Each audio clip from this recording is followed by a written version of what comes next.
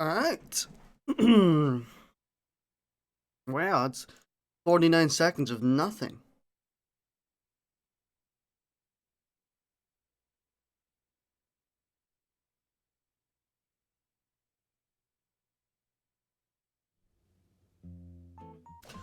Hey, we almost started at the exact same time as yesterday. Pretty epic.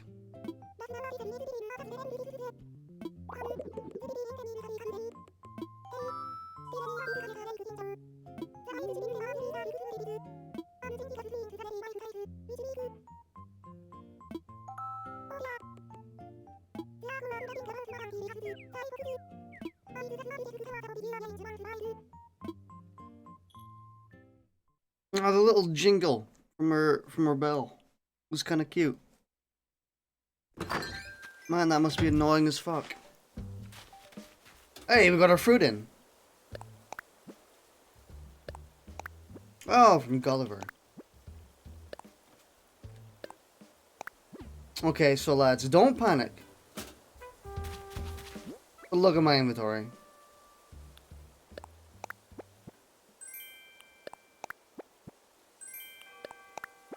Top of the hour already. Well, that's what we're hearing of that track.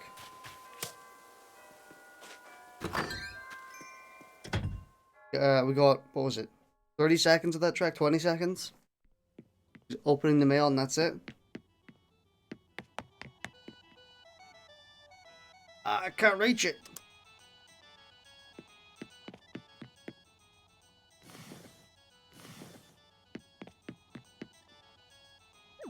Ugh. I guess I have to move from here. Oh. I think that's the correct round. Turn off.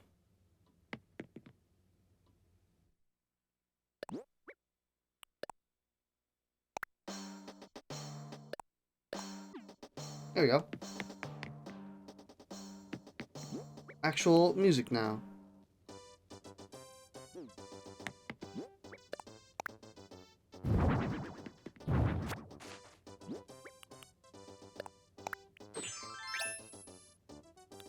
Doesn't look too bad.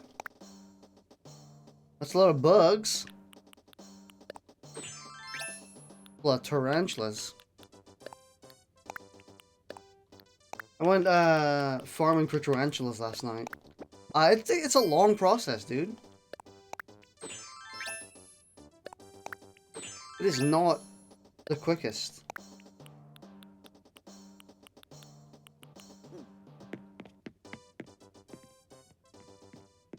Those are about like 8k or something. Yeah. And I collected 10 of them, so logically speaking, we should have gotten 80k. That's a really bad spot for a money tree. Yeah, logically speaking, we should have gotten 80k. But I also gave one to Blathers for the museum, so it's gonna be 72k instead. And then I collected a bunch of water bugs as well. So I did the strat people do to collect them. Where what you do is you go to a abandoned island, the Mystery Island. You completely destroy its ecosystem to fuck. AKA you even get rid of the tree stumps and everything. To the point where the only bugs that can spawn are ground bugs. And then you just run around chasing the other ground bugs away. And eventually spiders are going to spawn. So I did that for about an hour, and I only got about 10. I guess I just got really unlucky. But eventually I just decided, you know, I can't be asked, you know? Don't have to picnic out. But we're about to get some serious moolah.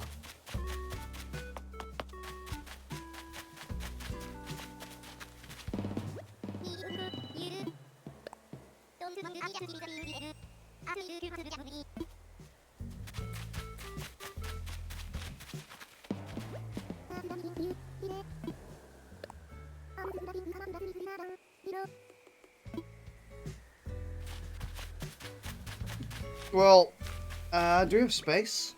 We have some space. I think we go and collect our fruit.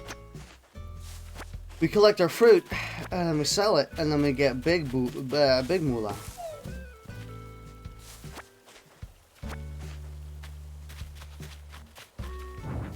No! Oh, what? It took the two things that were wrong.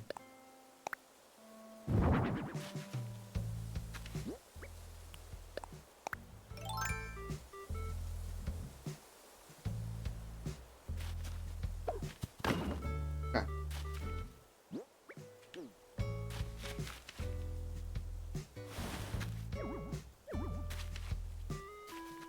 Okay, but now I actually can't access it, can I?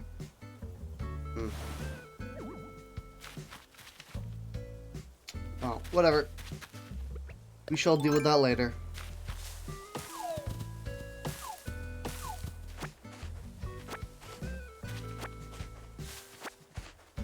Actually, I should leave the wood in the ground.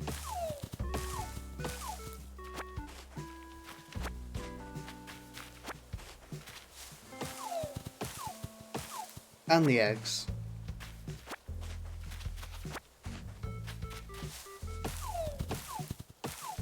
Because we need all of the inventory space we can get.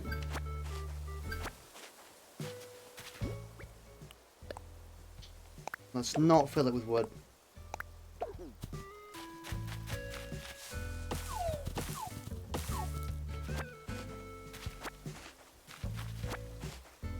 Think we got it? Yeah.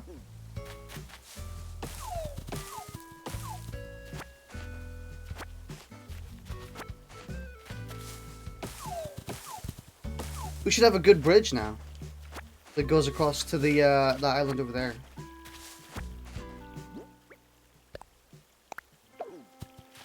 This is gonna be a pretty penny though. Welcome to Everything Has Eggs Simulator. Pretty much, dude.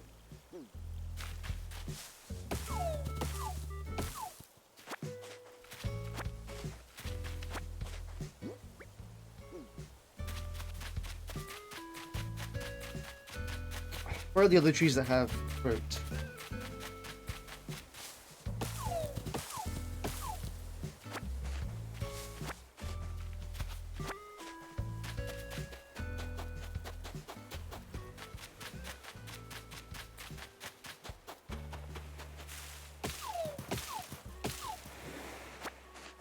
How many spiders? 9. Used to be 10.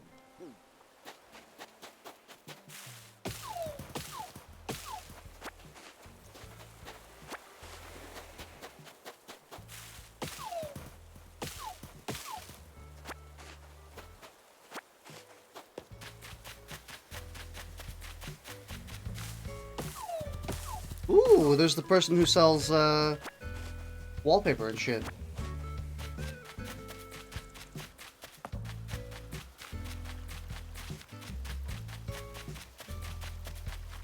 Look at this beauty right here. Some epic infrastructure.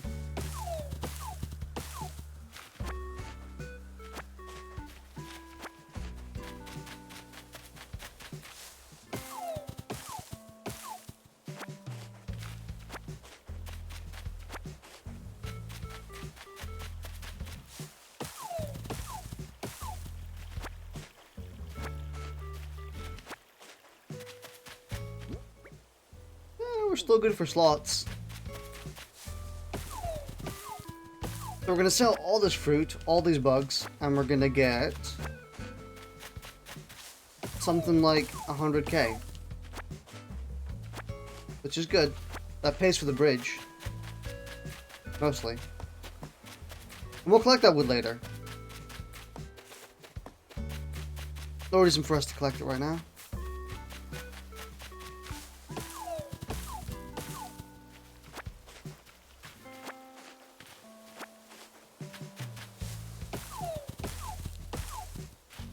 When your friends go to Switch just to play this. I think it's pretty worthy. It's pretty worthy of buying a Switch for.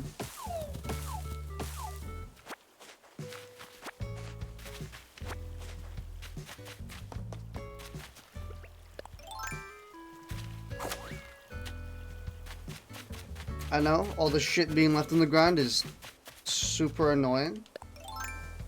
I hate that. We'll deal with it. There's an actual proper balloon over here.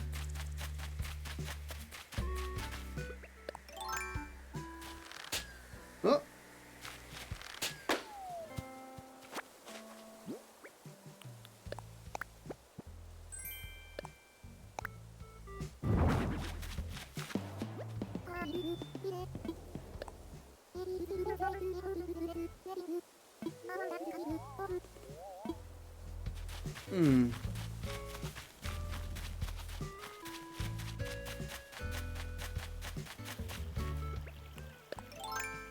The question is, are we gonna have enough slots?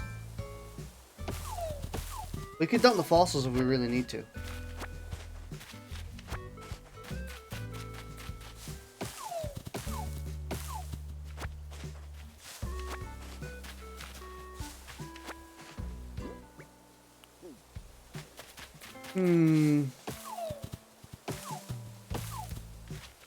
You already see this big bank we're about to make?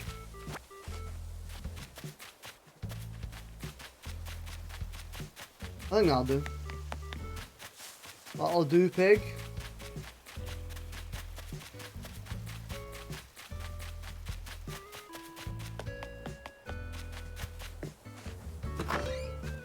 Hey boys, I got a bit of a shocking amount of items to sell to you right now.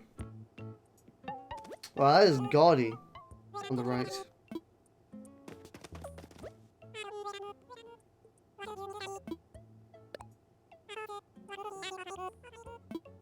What am I offering?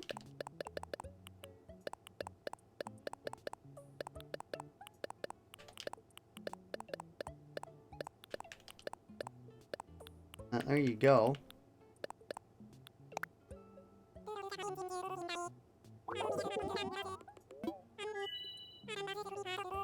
Oh.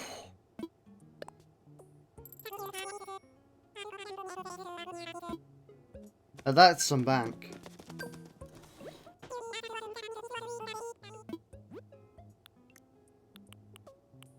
Oh, that looks quite nice. It looks like it would be quite nice. I'll think about it.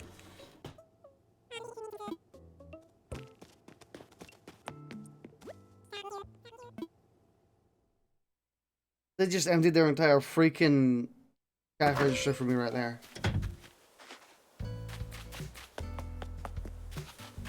I'm playing your own variation of Animal Crossing.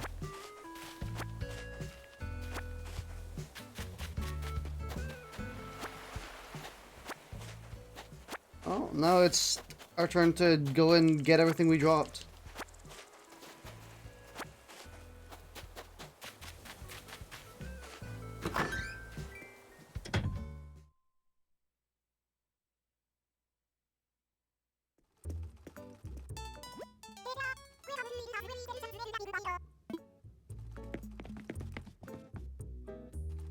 Dude, Backhead.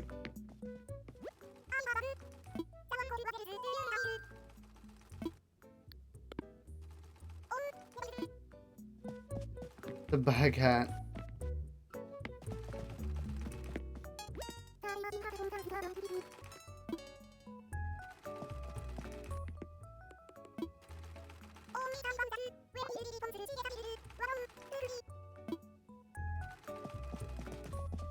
Redemption 2.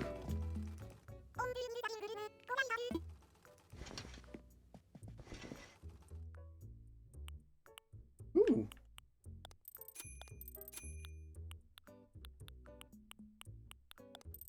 These are quite nice.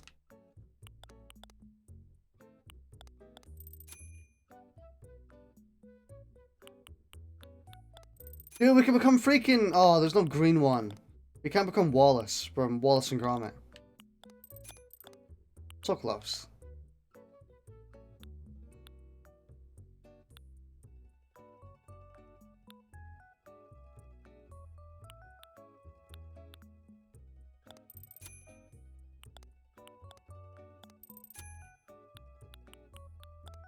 That's not good. Oh, the red tie is basically dead on.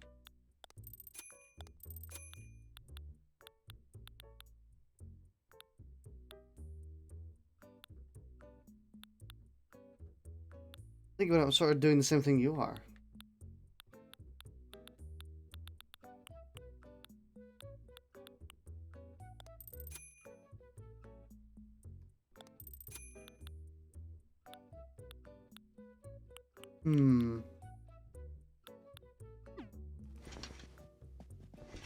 Yeah, not too much is interesting.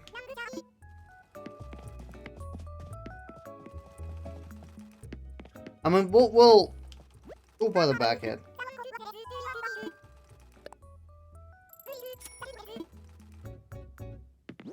Done, boys. Gamer time. Gotta protect yourself from infection somehow, you know? Well, some protection is better than none.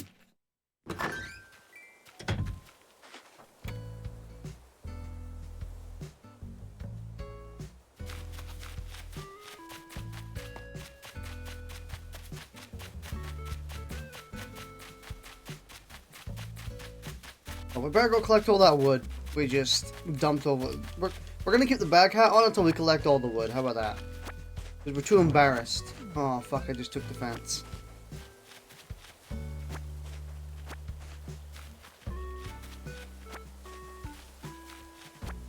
Let's play look for that wood. Maybe I shouldn't have made these so dense.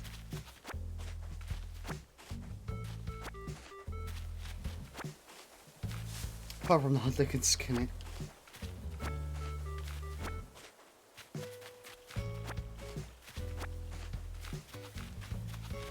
Is that all the wood here? Oh, I see a piece.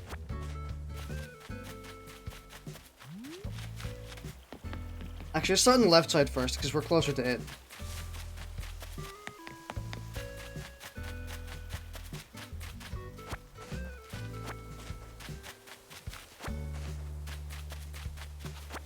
Oh, I'm gonna sneeze. Oh, there we go. Got him. Bag wearing Seko kills entire island with stone axe. Oh, there's more stuff down here we didn't check. That's a lot of fruit. We could have gotten a little bit more money.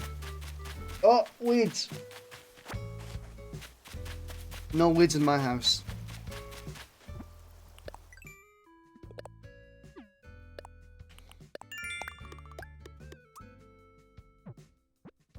Come on, give us a ×5. Coward.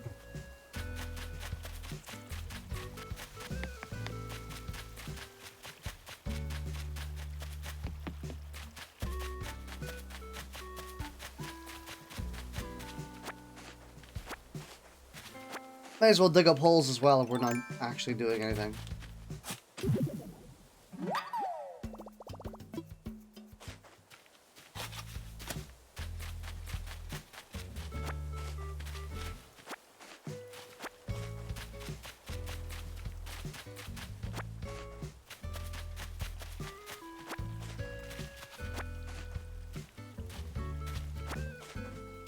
It's 2319.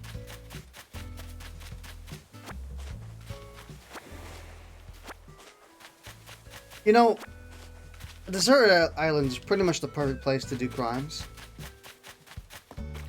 Like, we could kill this entire island if we wanted to. And there's pretty much nothing they could have done. Pretty dangerous, honestly.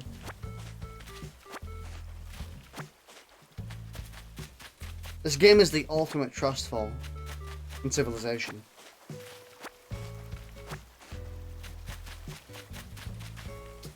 Pretty sure that's all the wood. We're now no longer ashamed.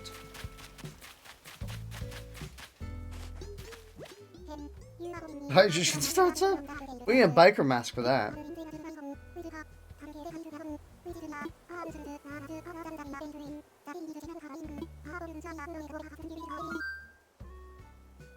Give me mysterious wallpaper. Imagine being one of the animals living on this island and seeing someone mass maniac destroying everything you've ever known.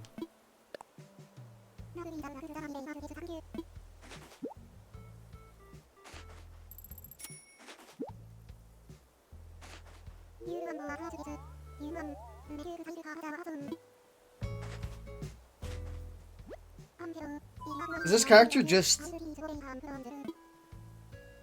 the epitome of freaking consumers?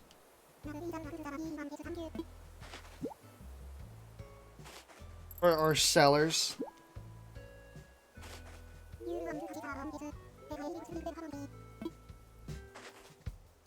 Because they're super duper literal and... Oh yeah, we took a piece of the fence. Fuck. Backyard fence wall, thank you. What else did you give me?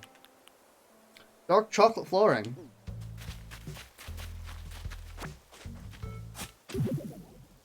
I do like me some dark chocolate.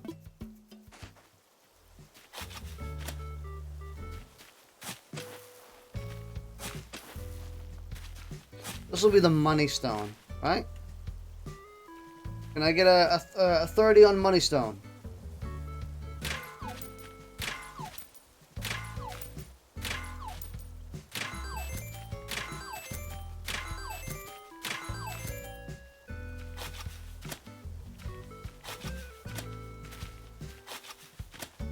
You love me some money stone.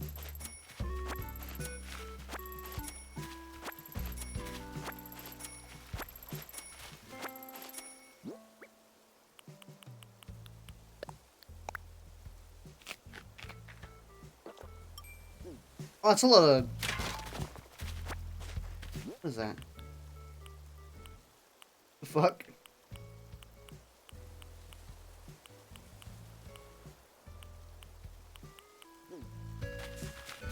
I had chocolate in 2 weeks.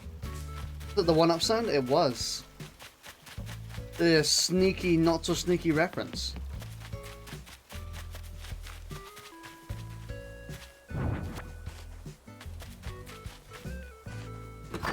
Damn, that fence is bothering the hell out of me now.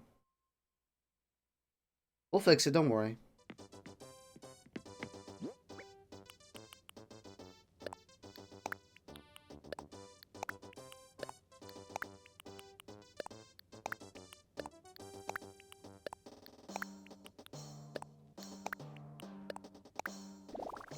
Wow.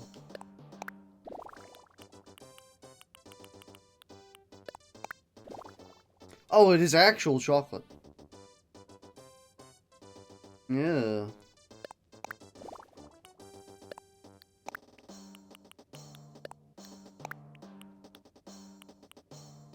I was expecting, like, just the dark chocolate color, not the actual substance of dark chocolate. Oh, hang on.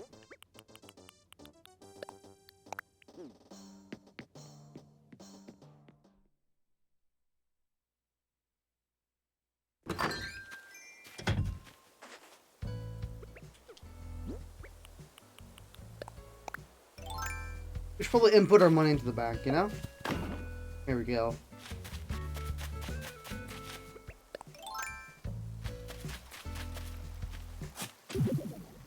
I don't want eggs. Freaking eggs, dude.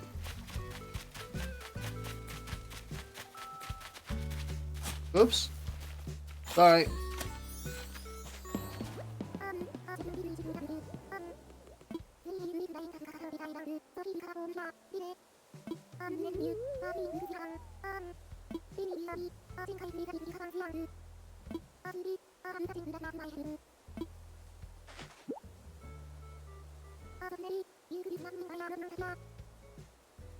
What the fuck?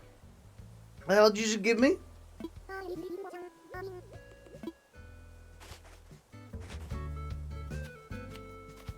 You just give me the freaking Umbrella Corp's laboratory or some shit?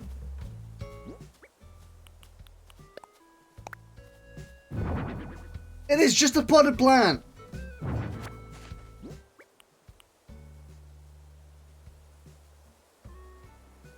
What the fuck?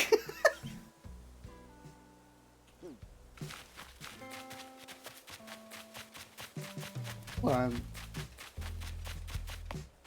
It's like the increasingly verbose meme, where it's some really convoluted shit, and you're like, dude, it's just fucking chocolate. Like, oh, it's a substance nitrate, glucose-free. It's fucking chocolate. You dumbass.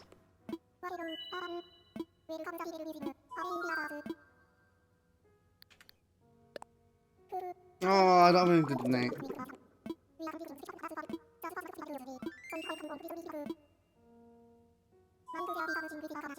Overly scientific. I mean, what else is just... What the fuck did they give me, though? It was really confusing for a second. Like, oh, floating biotope planter. And it's a fucking potted plant. I mean, it's good. Don't get me wrong. Potted plant is pretty good.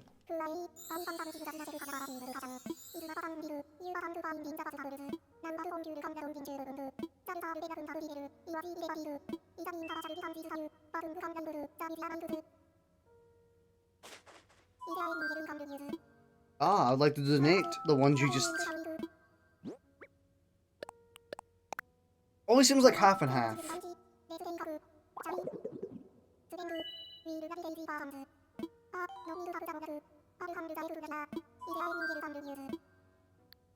No. He magically turns your fossils into bones. Yeah, he's just the greatest carver of all time. What's that job called? The people who have to, like, you know, you give them a chunk a stone, and you're like, hey, there's a bone in here. You get it out? Like, what's their job called?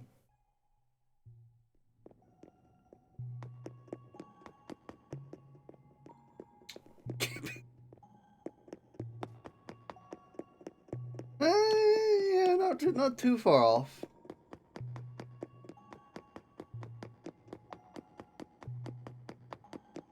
Look at this. Look at this spiny boy. Demetrodron?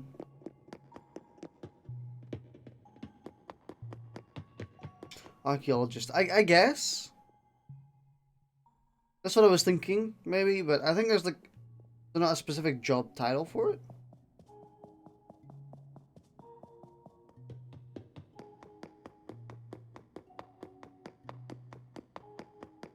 There's dinos. Ah.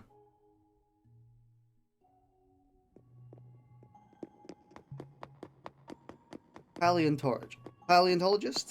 Paleontologist. Man, I need to say that like 4 times fast.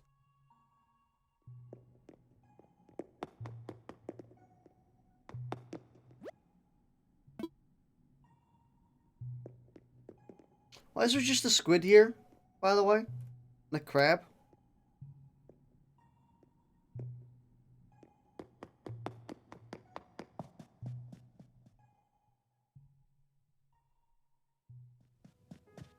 Paleontologists work on getting the bone out and preserving them according to Google.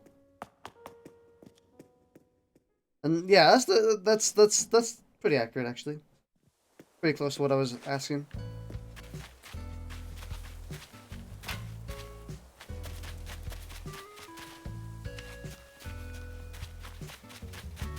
So, where should we put the potted plant down? I guess we put it close to this area because it's quite nice. Outside the museum, maybe. They're the bone men. He's the bone man, Joel! The mortals. I'm placing potted plants. Look at that. Like static time.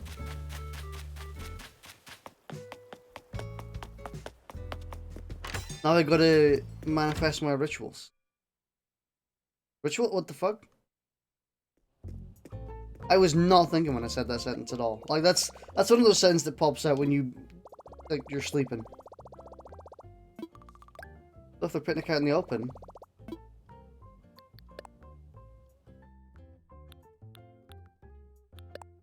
Me.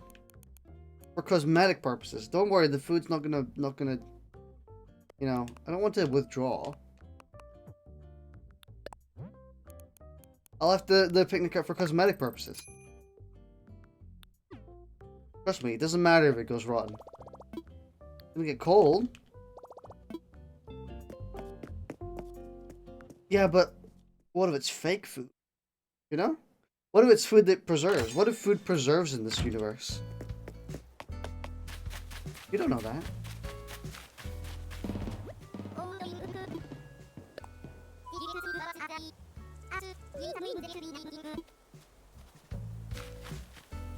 Go and get him.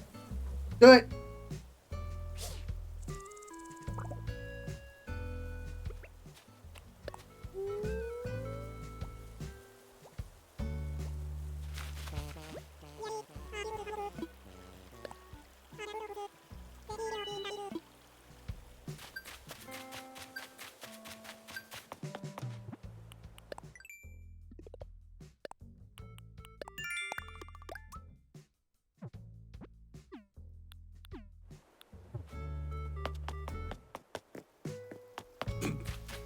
What is that conversation? Why is she sniffing my flowers? What are you doing? Oh, you're reading. Oh, you're watering my flowers. Does that actually count, or do I have to do it? That actually counts. They can water your flowers for you. That's cute.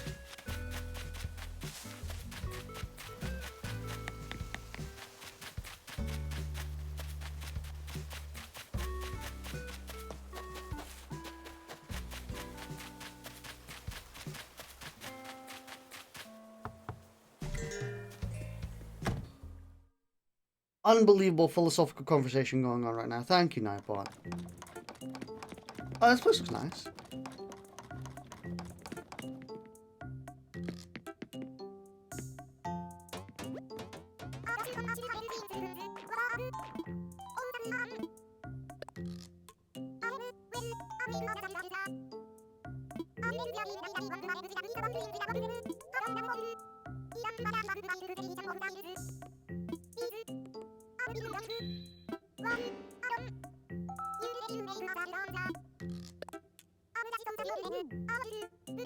I like how the responses you can have in this when they ask like, "Hey, you already know how to make this?" is like being nice and saying yeah, and then there's being an asshole, being like, "I mean, yeah, duh."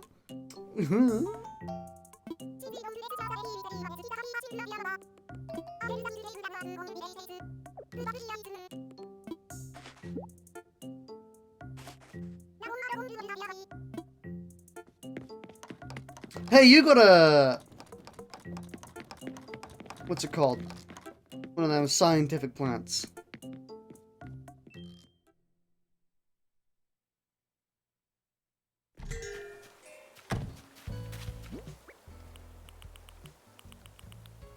You know, I'm happy you gave me the DIY recipe. Actually, no, I'm not. Because... I can't fucking give it to people. I can't just give them DIY recipes like you can give me. I have to actually put in the effort, you know? And send it over mail. Oh. I have to spend 200 of my hard-earned bells just to send over a DIY recipe.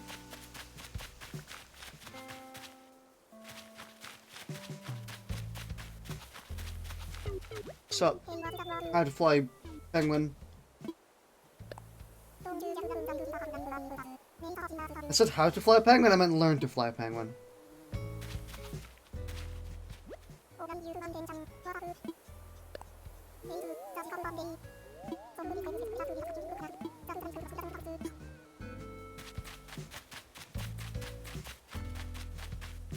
Man, I cannot wait until Bunny Day is over.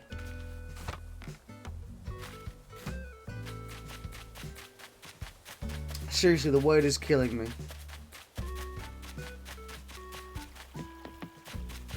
The average demographic has dropped 5 years. I'm gonna sort that out.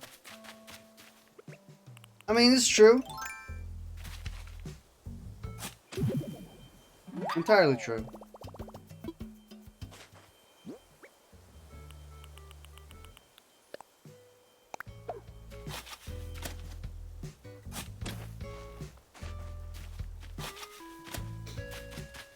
Let's plop this money tree here, I guess.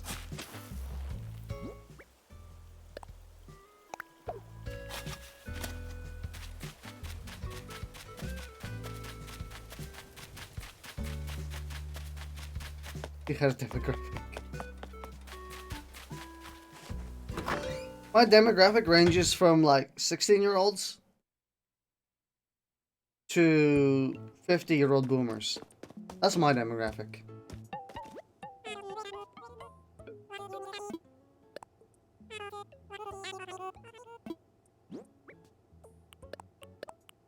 Here, have this.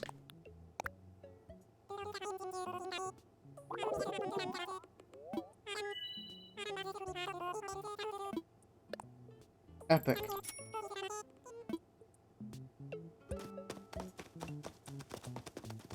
It's either increased or decreased, you know? One or the other.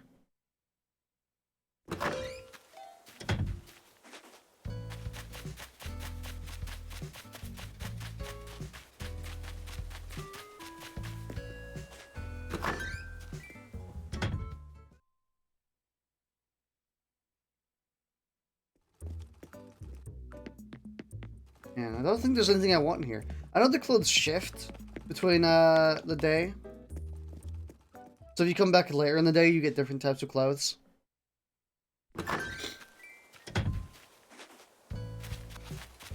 There's Chunky, he's dead.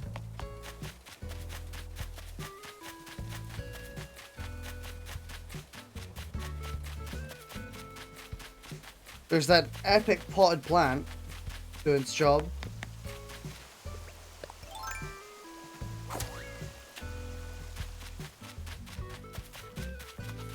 Definitely need to water those plants. What else do we do? You know, I looked up at some tips last night. It's like, how do you make money efficiently in Animal Crossing New Horizons? And they're like, do stuff, you fucking idiot. And I was like, okay, I've been doing stuff.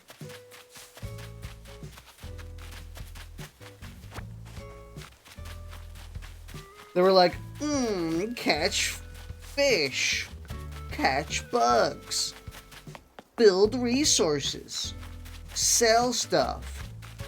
I'm sitting here like, okay. Or could you mod me?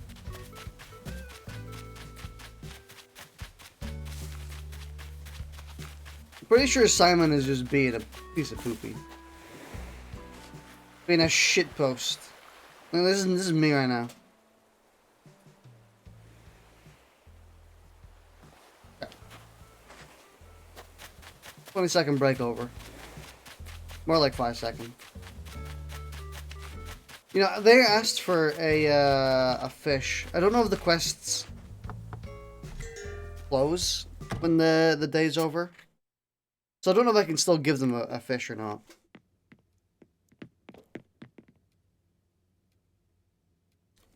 You asked me for a base?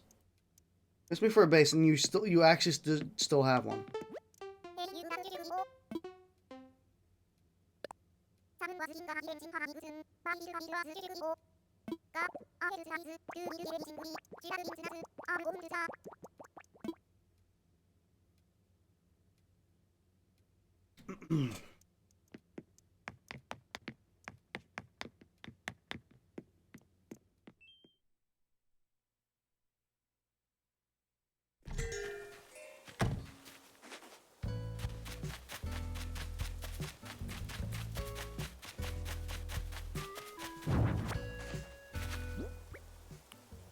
Stop spitting on me or you're going in the oven. You're gonna get shit on your dick. No, not if you do it properly. If you're sensible about it.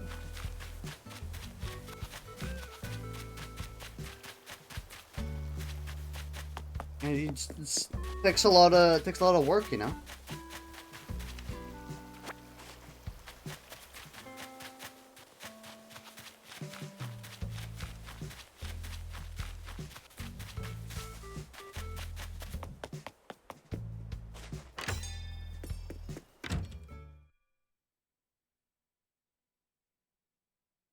Hmm. I'm guessing our island rating has an, getting your brown wings?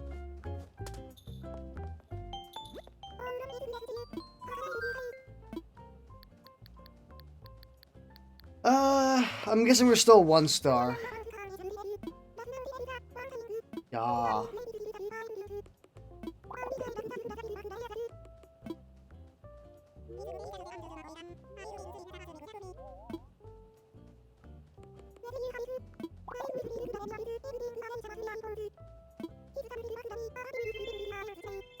Alright, so it's... They're telling us, hey, you should increase the island's population. At least that's what I'm getting. That's what she said. She said that's the most important thing. So, let's build some more lots. Let's get some more of that people in.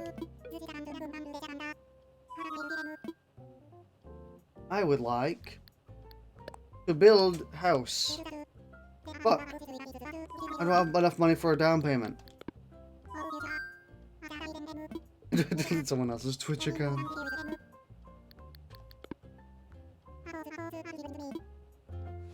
Look, I don't have money. Give me a second. You greedy fuck. But you wanted this concert. Why don't you pay for it? Why do I have to pay for it?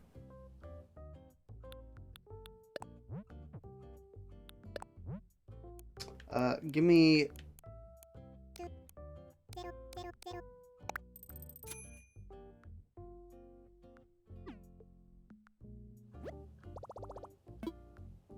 This is your human slave. I mean, he basically just makes us do all the work for him, yeah. What Lost Focus, what are you up to? We're making lots. We're handing out some of that land.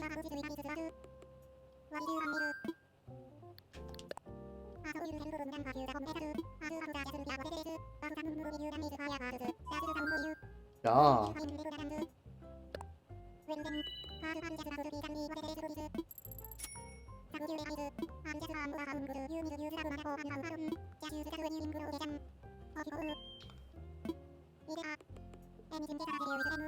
Are you gonna for everyone to pay rent to you?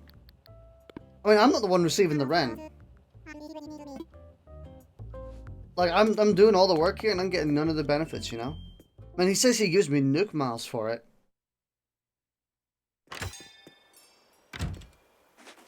But that's his own, like, diplomatic currency, you know? Imagine, like, being like, oh, I'll give you more, Mega Man bucks. Chest turned into a shitpost. Just cap him, bro.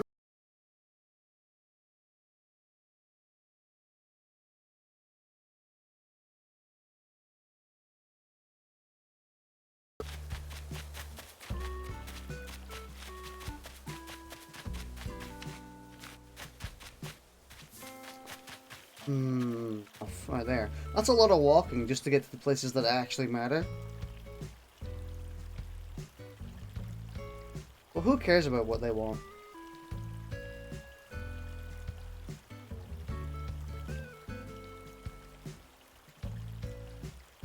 The hot dog is somehow burned. Do I eat it? Depends how burned. Is it charred? I'm practicing it. If it's charred, you can practice anal with it. See, it all comes back around.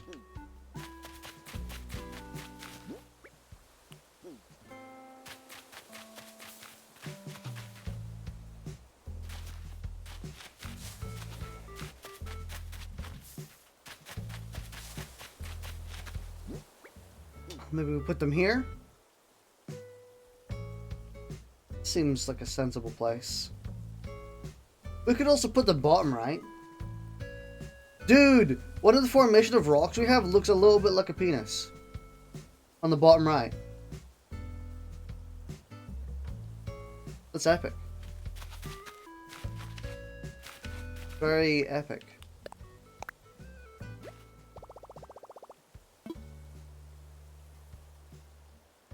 Maturity level increased. Always with the PP.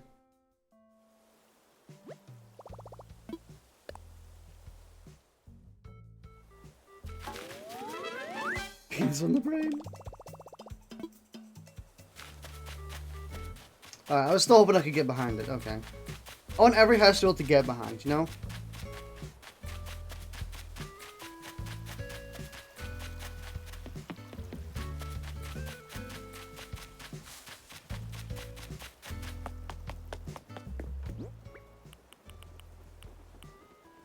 We'll go to a Mystery Island. I think once we have lots, we can then go to Mystery Islands and get more villagers. I don't know why I'm going in here, because we don't need anything in here. Maybe we can have a look at the, No, we don't have any money. I was gonna buy stuff, but... can't. I'm wondering if I should put my my money more towards infrastructure, or if I should put it more towards my loan. Because I'm gonna be real, we're not doing anything with our house. So I don't really see the point of playing for our loan.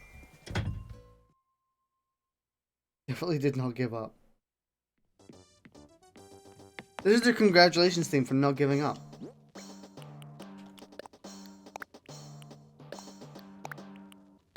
Dude, I made that emote as a joke, as like a test. Like, oh, that's funny.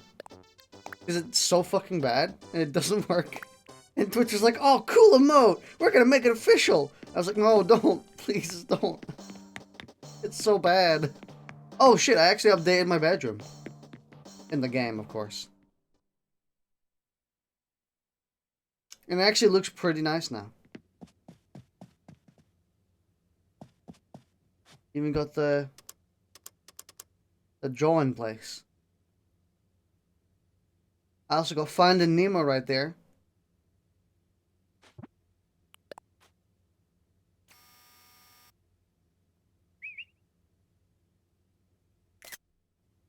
Gamer. What will he draw?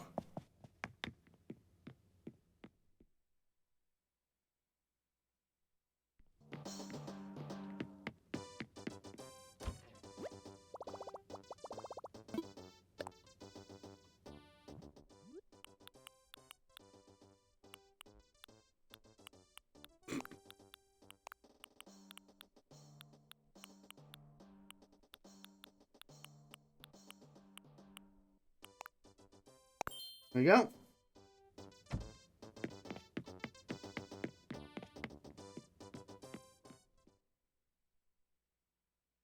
There's a long ass L in my chat right now.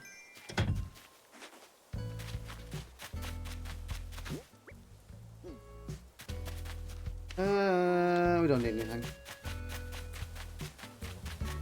We do need a Nook Miles ticket though. The 3 stages of Gigagirth.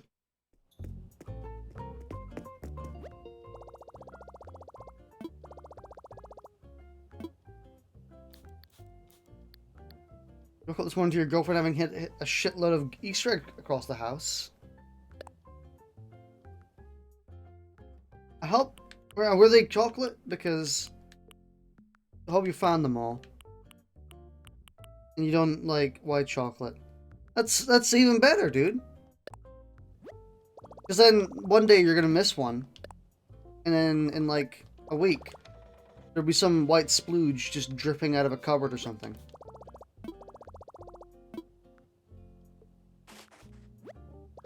White chocolate is too creamy. I don't know what it is I don't like about most white chocolate. Most white chocolate feels very artificial, and I think that's because it is. Most of the time, white chocolate is pretty artificial. None of it ever really tastes pretty natural. There's only like a handful of brands. Like there's oh, he wanted something. What?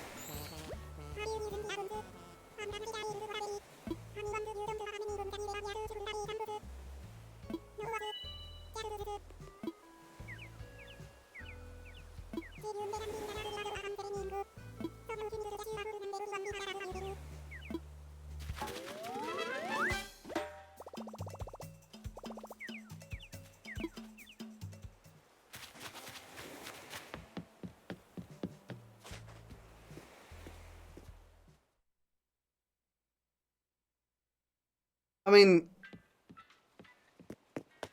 there's, what is it? The white chocolate I've liked the most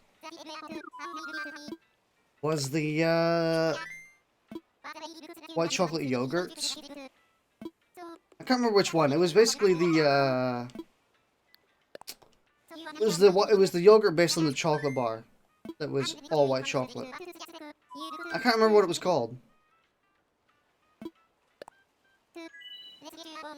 Milky Bar, maybe?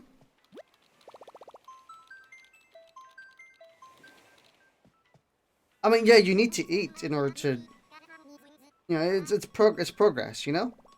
Once you eat, you then move on to wiping your own ass. Simon, did you just put in a pun? Are you punning the chat?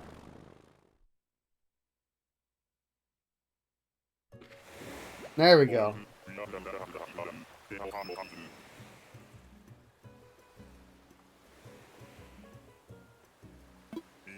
This white chocolate has the white chocolate yogurt thing. Yeah, it must be then, the Milky Bar. Yeah. Yeah, I think that's correct. Yeah, they look kind of cute. Dude, they got a strawberry for a horn. They're like a pudding character.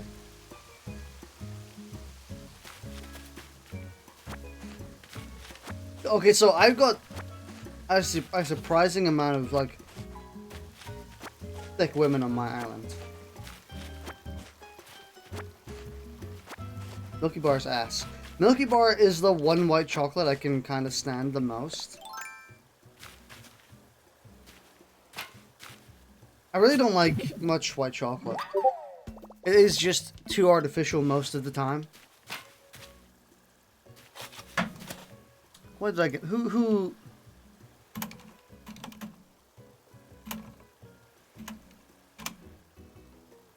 Anyway. Most white chocolate I can't stand.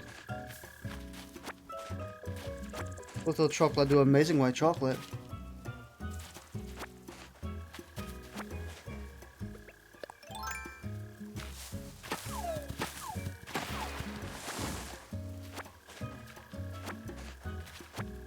You know, I hate being too picky about what villagers are on my island.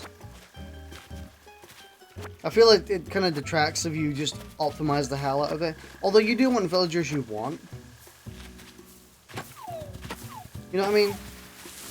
Like, I would prefer having villagers that I like from the get-go, rather than ones that you kind of have to learn to like. So I'm always hesitant about talking to some villagers, because I know the fact that if I talk to them, I'm going to be locked into asking them to come to my island. So I'm like, do I really want that one? I kind of don't like that mindset. More like, whatever, dude. Just take him in, see where it goes.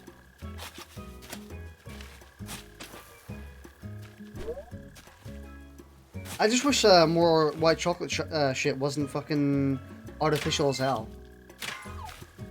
I wish it tasted a lot more... less grainy? It's hard to describe, but to me, a lot of white chocolate tastes very grainy. Very, tough.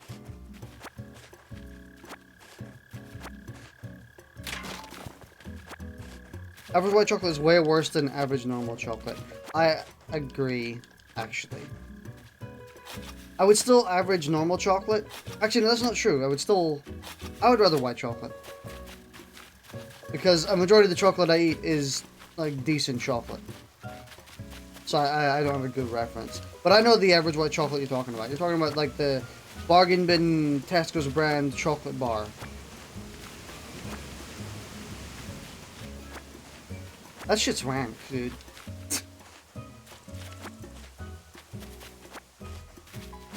Just fucking cocoa powder, milk, stir it together. Alright, good enough. No flavoring, no nothing. It's a reason it's cheap, yeah. It's just if you want a chocolate fill, you know? But then again, I think it'd be better to just buy something like a Bueno. Or, you know, something with a little bit more interesting chocolate going on, with a little more flavor to it.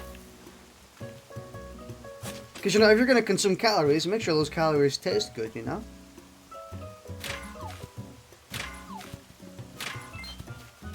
White chocolate with Rice Krispies, though, is awesome. I absolutely disagree. Fun fact, because of the situation going on, I actually went and bought... Like, I was looking for cereal, and they didn't have any cereal. Or any decent cereal, that is. But then I saw Rice Krispies white chocolate version, and I was like, oh, that seems like it could be interesting. I wonder what that tastes like. So I bought it, and I tried it, and holy freaking shit, it's bad. It is the definition of artificial white chocolate. It's just Rice Krispies coated in freaking white chocolate artificial vapor.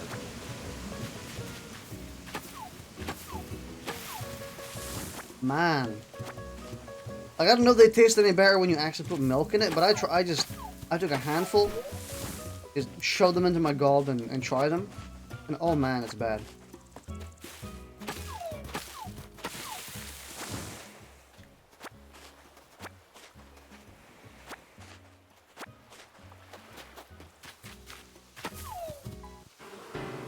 Oh, I didn't even notice.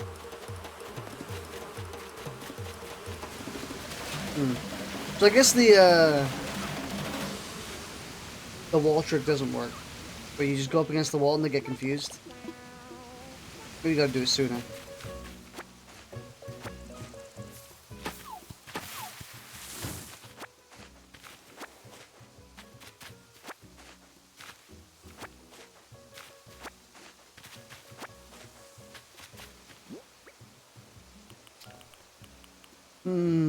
We should probably craft some medicine so we don't die.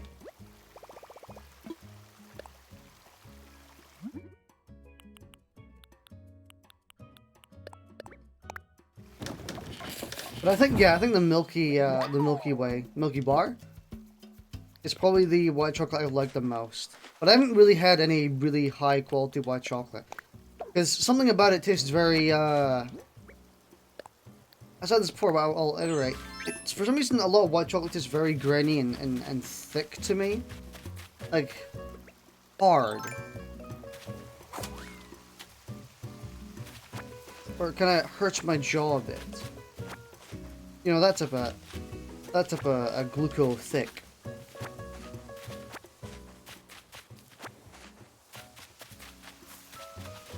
It's the same with dark chocolate. I think dark chocolate is different.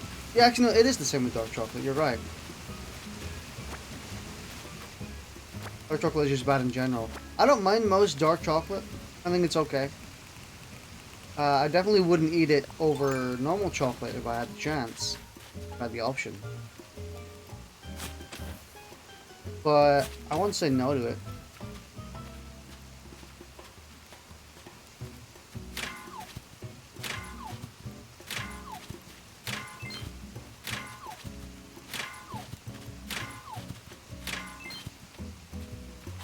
Too much will make you really sick. That goes for chocolate in general, though, because chocolate's a poison.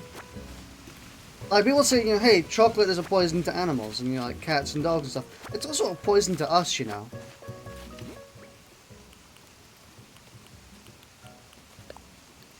That's why if you eat so much chocolate, you get a headache, because your body's like, fuck, dude.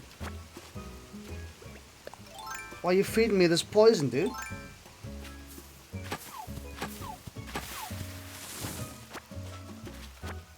Chocolate also has caffeine. You know, I really wish we could just get some unfiltered food.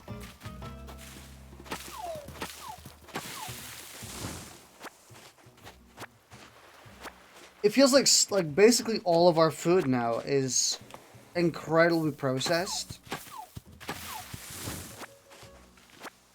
and just overdeveloped, over-chemicalized, this is not controversial statements or anything, but I just I'm really starting to notice it, you know. Especially after having lots of fresh food. Not as bad as America, though. Dude, America is so bad for that stuff. Freaking squirty, processed, squiggly cheese. What the fuck? That's the definition of processed.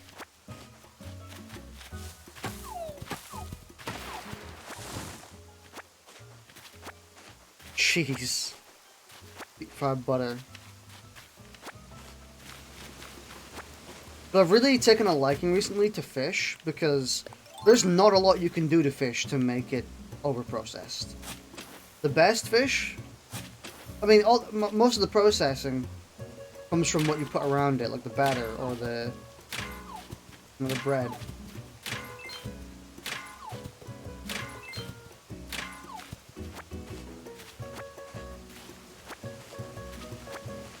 For Mars bars are the shit. I don't think I want to try them because I feel like I'll fucking die.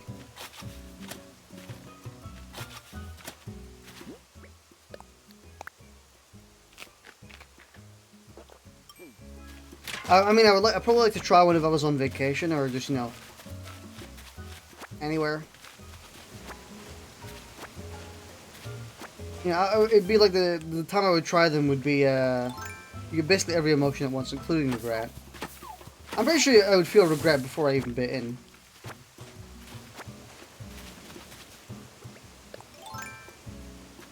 Deep fried pizzas here, but they're small pizzas.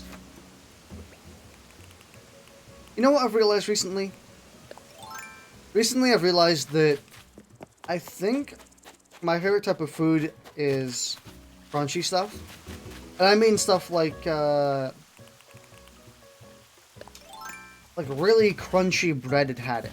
That shit's like 10 out of 10. That's up there, dude. Non-soggy, slightly juicy, crunchy, breaded haddock is the shit. And it goes the same for stuff like chicken fillets and anything crunchy, like an egg. A crunchy egg is better than a soggy egg, for sure. Like a normal egg, no.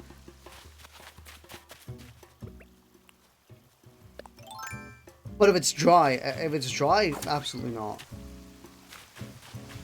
See, there's a fine line between having something crunchy and fantastic versus having something crunchy and soggy.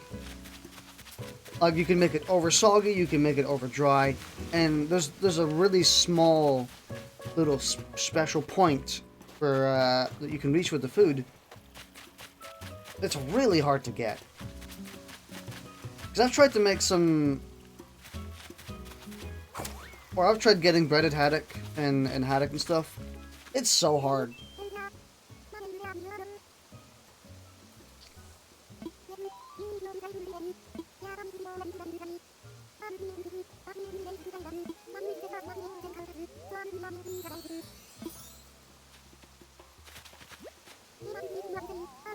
Get breaded haddock here.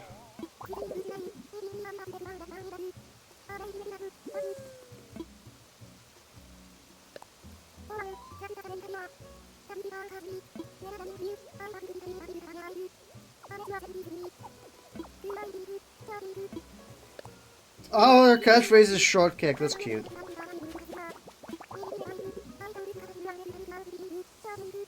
Let's put the new Chicago House Classics album on stream. Overly dry fish is like chalk. You get breaded haddock here. She's so fucking cute. She's epic. There's no copyright VOC. Yeah, dude. I co-own VOC. I'm gonna copyright myself, dude.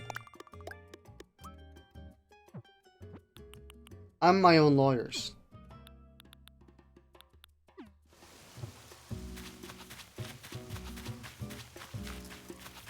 I didn't notice her name until now. Yeah, Marangu? Marangu? Marangu? I think we're done with this island.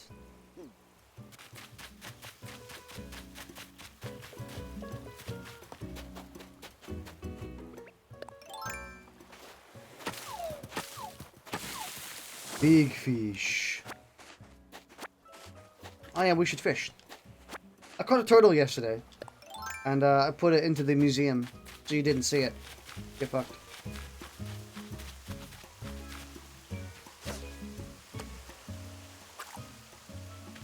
But yeah, dry food is absolutely horrible. I mean, I mean like the driest of food, a food or a piece of food that's supposed to be juicy in some capacity is so bad when it's dry. Again, like a haddock. If a haddock is dry, that shit is like sandpaper. Every bite takes like 30% of your actual power. Than eating a well-done steak.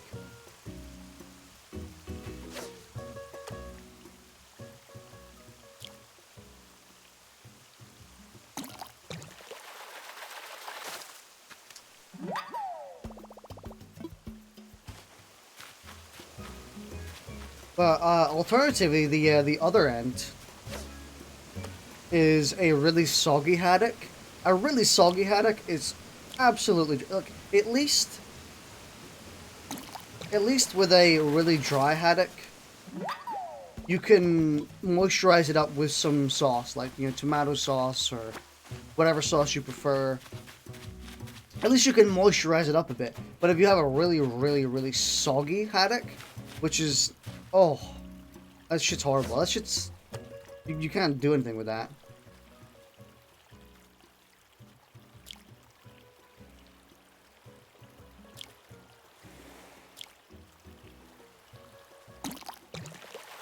Almost nothing you add to that is going to make it any less soggy. So I would rather have a really dry haddock over a soggy haddock, because at least I can fix the dryness with some sauce. I can't fix it being soggy with anything.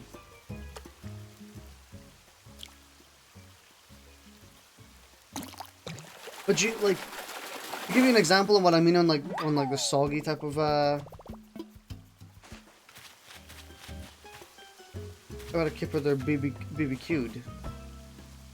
But to give you an example of the type of haddock I'm talking about, when you have you get a nice soggy battered haddock, for example. Being battered adds like 50% chance that it's going to be soggy when you get it. So that's why I always take breaded, because breaded is going to be crunchy instead most of the time. But imagine you get a soggy breaded stuff is dreadful in its own right, but soggy battered stuff is honestly worse. It's horrible. Because you just imagine the situation where you buy a battered haddock and you get it, and it's been sitting in the box for maybe 5 minutes while you take it home. You open the box, you turn the haddock around, and it's fucking sweaty as hell. The whole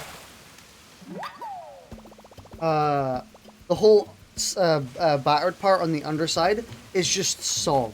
It's just you can just scrape it off and it falls off, and it's not crispy at all. It's just it's just greasy, and it's fucking horrible. That shit's nasty, dude. That's why I'd rather have a haddock which is breaded and extremely dry, as opposed to a haddock which is battered and extremely soggy, because holy shit, soggy food sucks. I think it's interesting because the food I love the most is crispy stuff. I really like crispy food. Stuff that's got a bit of a crunch to it. But on the other side of the spectrum, everything that can typically become very crispy, if you do it badly, can become extremely soggy. And soggy food is what I hate the most. I absolutely despise soggy food. It's so bad. The next soggy haddock go, that means their fries are fucked.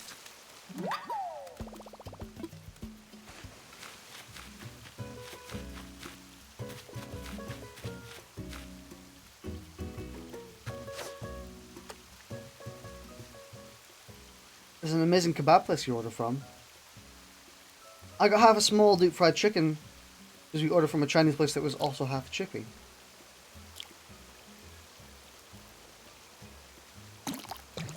You know, one of the worst foodstuffs? One of the worst foodstuffs is soggy chips. Oh. You know, a food that's as old as time itself. Easy as hell to pull off.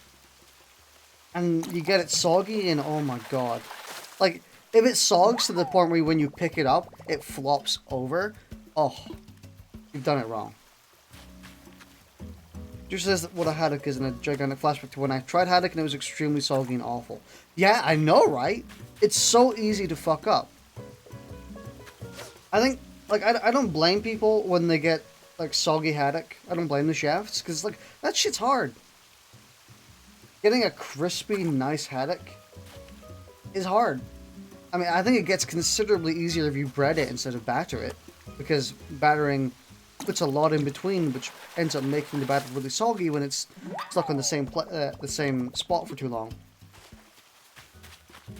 Because like if you put a battered haddock into the fryer or whatever, wherever you put it to cook it, if you're not turning it over every like minute, it's gonna get super duper soggy.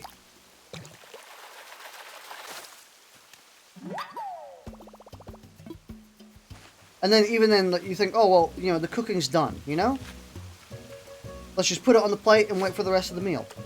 If you're not turning the haddock while it's on the plate itself, the longer it's on the plate, the worse it gets. And I think it's no better described, or it's no better shown than in something like a haddock, because a haddock, when it just comes out of the fryer, is like 10 out of 10. It's gorgeous. It's beautiful. It tastes incredible. If you wait 1 minute, that shit turns to a 7 out of 10 immediately. If you wait 5 minutes, suddenly it's horrible.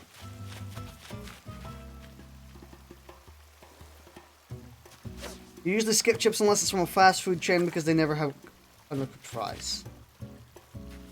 I get chips from every place because I like to try the different types of chips they have.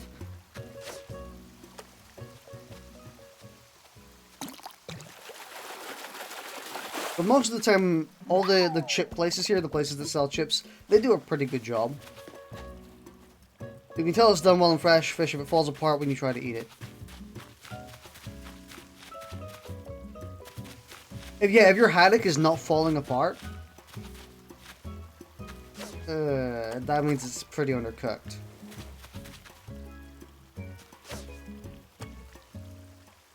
Let's get chips and cheese, so soggy chips don't really bother me as much because there's enough cheese there to fix it. I think chips and cheese is an exception because at that point the chips become less about the crispiness and more about the cheese and the cheese and potatoes. The focus shifts.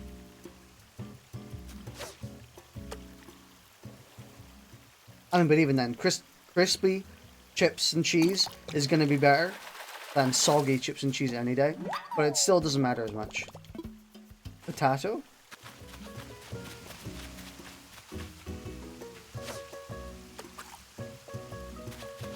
Overall, I just think that the worst shit is soggy stuff. It's so bad.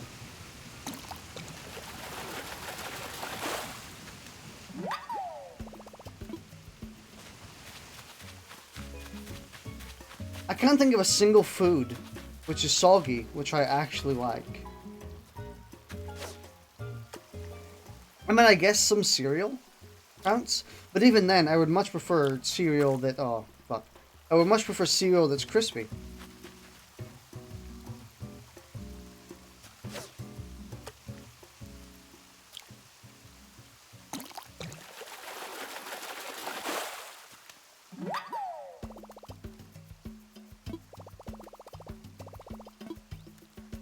You know what's horrible? When, Bill Holly accidentally hits the F key. Let's talk about... I think eggs are one of the most frustrating food for me. Because eggs retain their heat for all of 10 seconds. Like if you fry eggs in literally like a minute or two, you let it cook and you let it go through the entire way.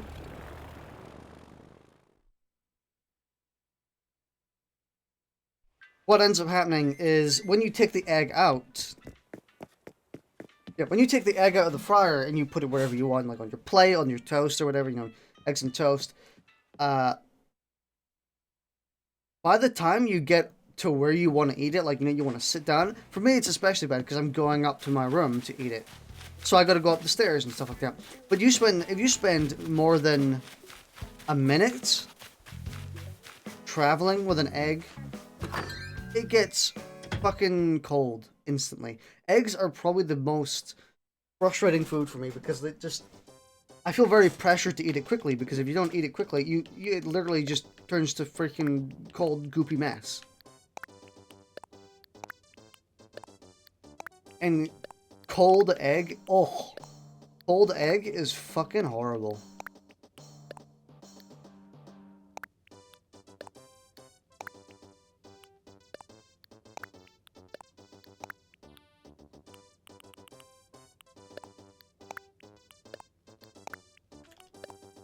I think cold egg is up there in terms of things I really don't like.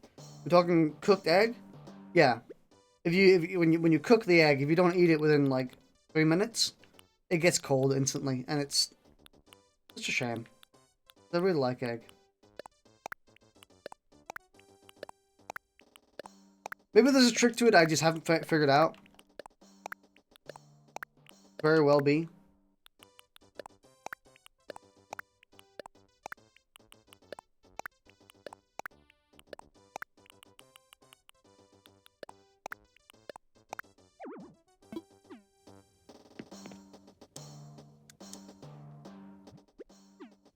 Cold eggs are edible. I mean, shit is edible if you have the stomach for it.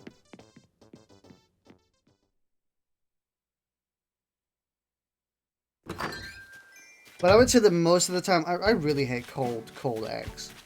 Because, and I mean stone cold. Because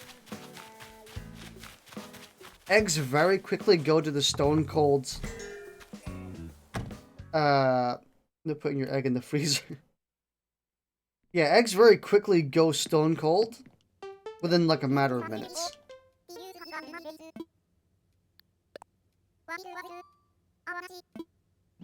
Oh, actually sounded like she said, "I want to see." Cute.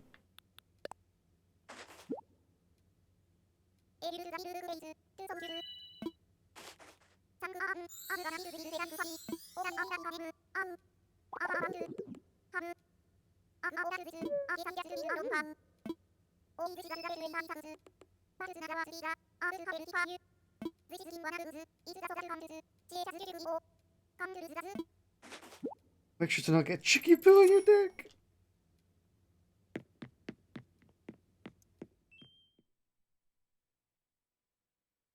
It's a cook egg you literally just swallow it without chewing. See, I think that most of my food has so much prep time where, you know, I fry the egg and then, you know, I toast the toast. I mean, I do both at the same time, so they, you know, coincide with each other. It's rule one of cooking. You do multiple things at once, so they all finish at the same time. But once you're done with all that, and then, you know, you put the egg on the toast, you know. And by the time that I get upstairs and I've prepared it, you know, you've cut the yolk so that you can spread it across the toast. And once you've done all that, the egg is already pretty cold. And that's like 2 minutes of time. And I think it's like I can deal with that. But then I'm like, I've got another egg sitting right here, you know. I gotta eat this one too.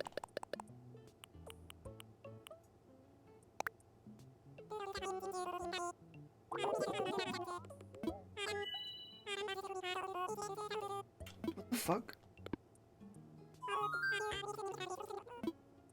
No, I'm just gonna put these in my storage and wait for the fishing guy. I'm pretty sure I can get like triple that.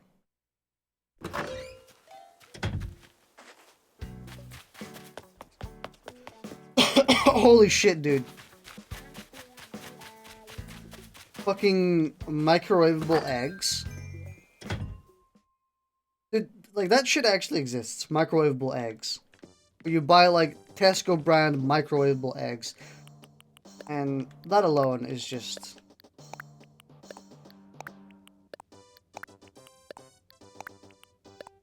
Oh, God. Put a normal egg in microwave. I should put bread in the microwave. Yeah, it toasts it faster.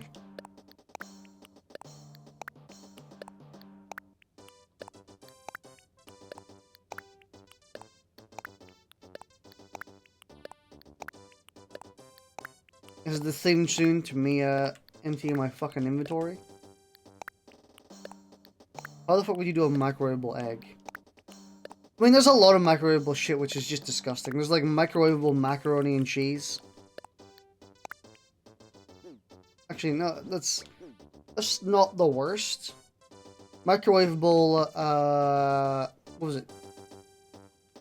Cheese toast, microwavable cheese toasty. There we go, that's the one I'm thinking of. That shit's fucking rank. What the fuck? Like, the few things, like, bread is the worst thing that you can microwave. Because it gets so soggy instantaneously.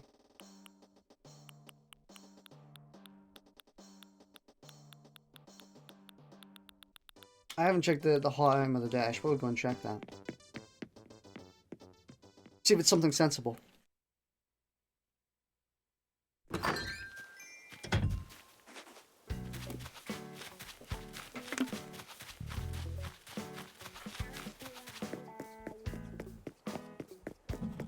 I agree. I used to do that. Get a burger and just put the entire thing in the microwave. It's pretty horrible. That's why I just make my own burgers now.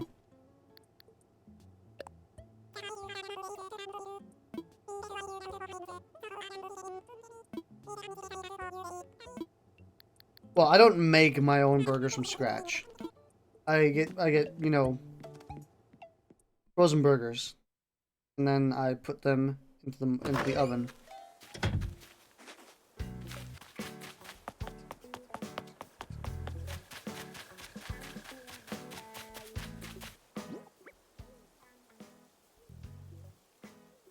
Big fry your own burgers. Kinda. Half. Again, buying frozen burgers, putting them in the oven, waiting.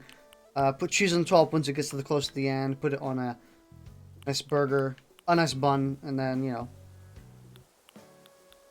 Okay, for real, like, one of the biggest differences you can make with your burgers is, what was it? A campfire.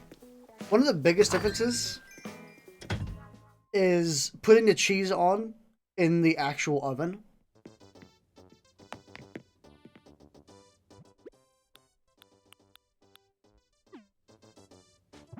Because if you do that, then, you know, the cheese, you know, bakes into the burger itself, and it's juicy. It gets so nice.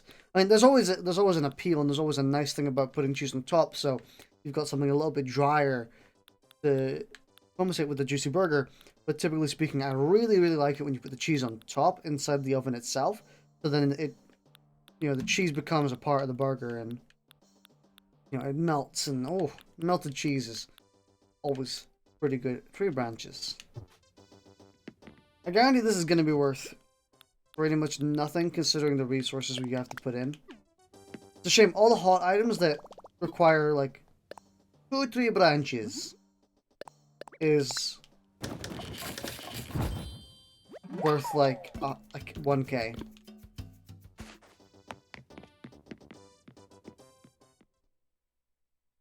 The only double items of the day that are worth a shit are probably the ones that naturally costed 2k. Because then you get 4k. And then anything else is a plus.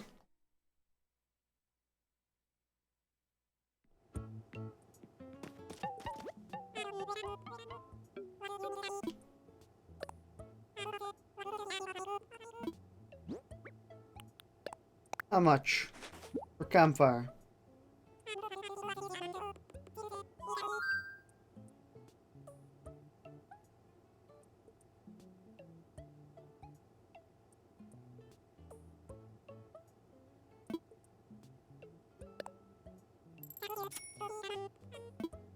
$60 bells. 60 bells.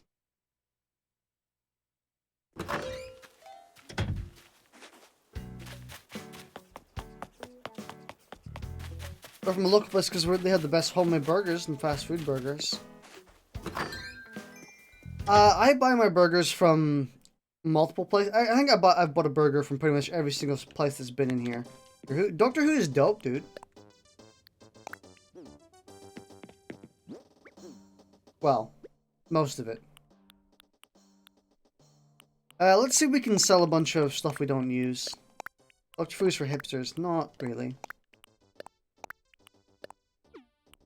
Doctor Who is pretty dope.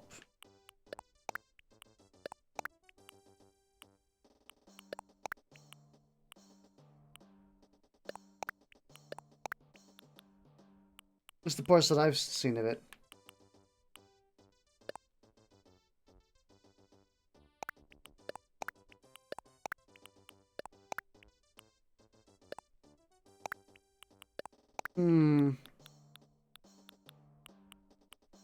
Yeah, it's the worst ever performing season. But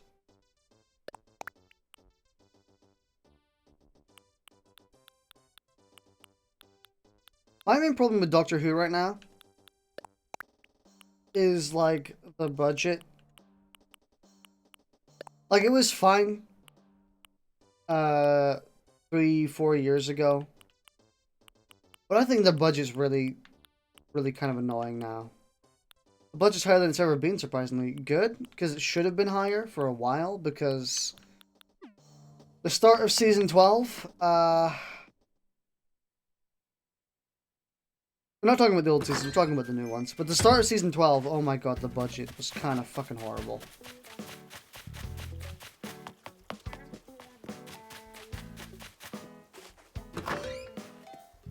Oh, sorry, Season 11 then.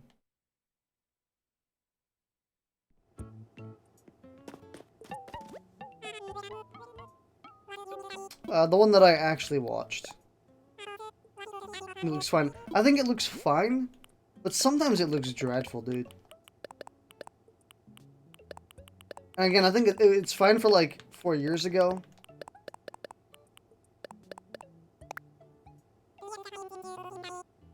But this is probably the UK's most successful, biggest franchise or TV show in forever, and I think it's a little bit ridiculous that it still kind of looks like crap maybe 10% of the time ish. Like the CGI sometimes just, oh god, it's horrible sometimes.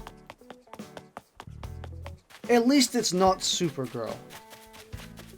I mean, that's the benefit. I always gotta look at the upside.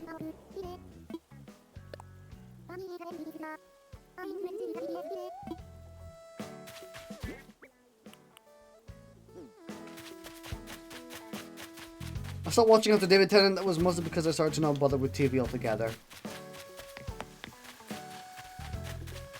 Again, I like the CGI for Black Panther. The CGI for Black Panther is mostly okay. It's just like a few specific sequences are really horrible, which is no fault of the actual movie. The ending is the bad part. The ending is ugly. There's no other words for it. It's ugly. It's probably like the worst fight in Marvel I've ever done. Oh god, it looks so bad. And then the rest of the movie, it dips between being like, this looks pretty good, to this looks very much amateur. Kind of bad CGI and audio drama. True. See, the reason that the CGI was so bad in Black Panther, by the way, and you'll actually find the explanation for this on the Corridor channel, the Corridor crew. But supposedly what happened was they wanted to redo the entire fight, about 4 months away from the movie being released. Because they were like, the final fight doesn't work. We need to redo it from scratch. So, they went to the team who did the final fight, you know, who animated it, who did all the CGI, and said, hey, we're changing it up. You know, we're changing the entire fight scene. We need you to do this now. So, 4 months before the movie was set to come out, they were like, hey, can you do this entire CGI fight from scratch again? And so the truth is, they just didn't have the time. That's why the final fight looks horrible. Because they only had 4 months. The lucky bunny. Fuck off. Yeah, they just didn't have the time to do the final fight. To make it look good. And I think it's the perfect example for, you know, time equals quality. You can't rush quality. Even if it's experienced veterans like that. Because the team who did the Black Panther final fight are the same people who did some of the most impressive CGI, you know, scenes of all time. I can't remember exactly what they did, but they did some absolutely unbelievable shit. Like, lifelike CGI. I think it shows if they were not doing well enough, they just didn't have enough time. So when you look at it from that perspective, I'm like, yeah, I understand. You know? I can kind of accept that. I appreciate the work they put in. But it's still horrible. It looks horrible, and it's definitely something that deserves to be criticized, but I don't think it's something that deserves to be put on the shoulders of the people who made it. Or made that scene. Like, I'm not gonna say, you did horrible. I'm gonna say, you tried your best. It looks horrible, but you know, I don't blame you. The same kind of problem.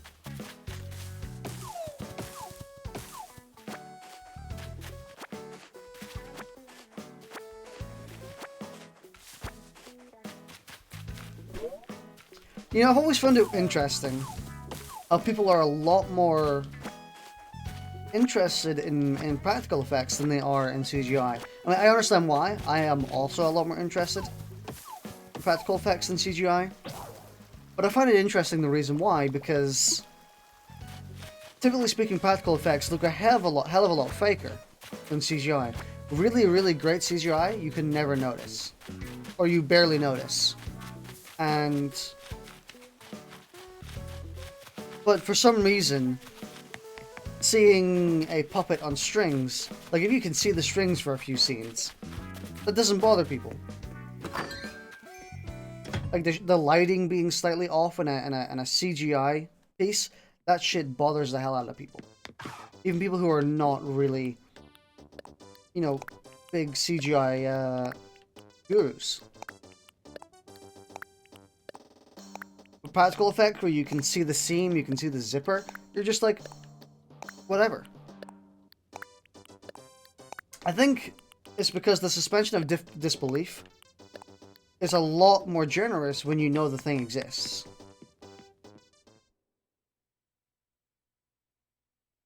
But for CGI, it's a lot higher. You know, the bar is a lot higher, where your suspension of disbelief has to be... It's pretty high up there for CGI to work, because anything off in CGI looks extremely off.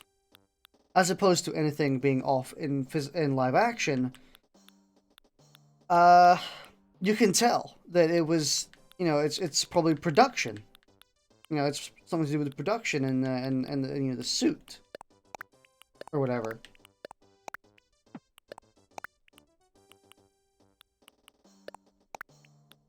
All the parts of the thing in the creature with practical effects, and even the creature for the last part, and said, "Now do everything again and get rid of the alien." Please play this. What is this link? Thank you. Go on me.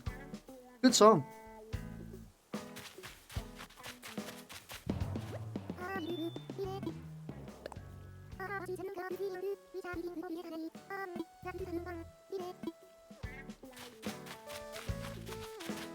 Unfortunately, I don't think I can because copyright, but I would love to.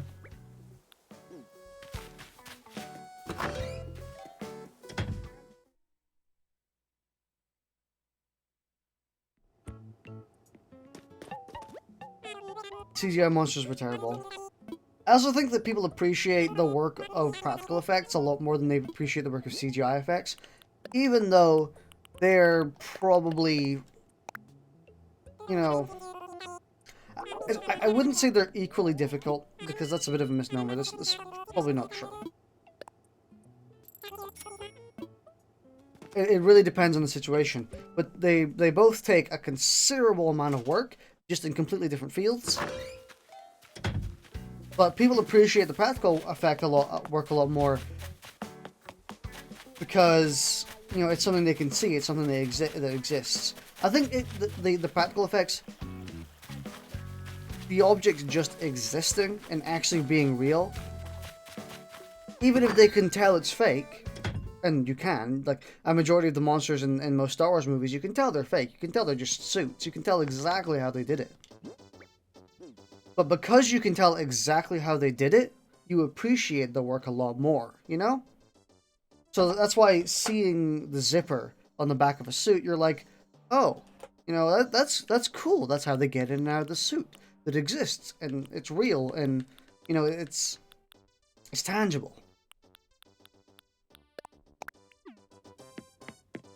As opposed to CGI, where you can't tell how they did it. You don't have any good reference to say, all right, how did you make this, you know, big CGI fight? And if you go on to explain it, you know, oh, I did, you know, lighting passes, and, you know, did X and X and X and X and X, and most consumers are gonna be like, hold the fuck up. What are you talking about? I have zero clue what you're talking about. Because they don't have experience in that field.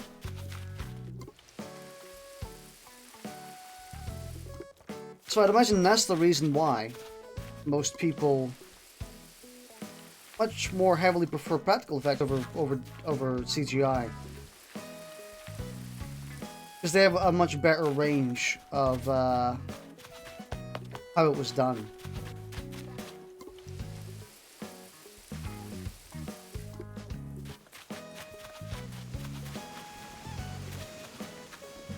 You can actually tell how they did it, as opposed to CGI, which you kind of have to guess.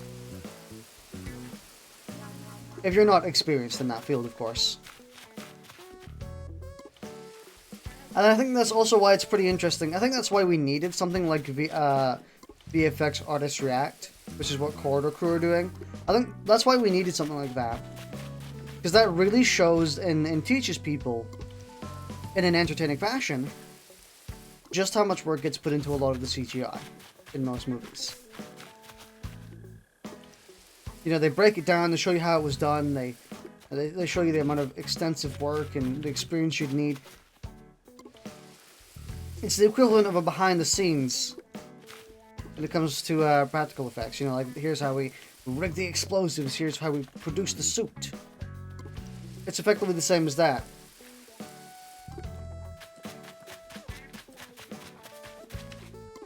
Practical effects, while in most cases weigh quite a bit and take hours to put on, can be fixed or reshot far more easier than CGI as you want to fix something in CGI, but the risk of breaking it further and ruining the whole thing.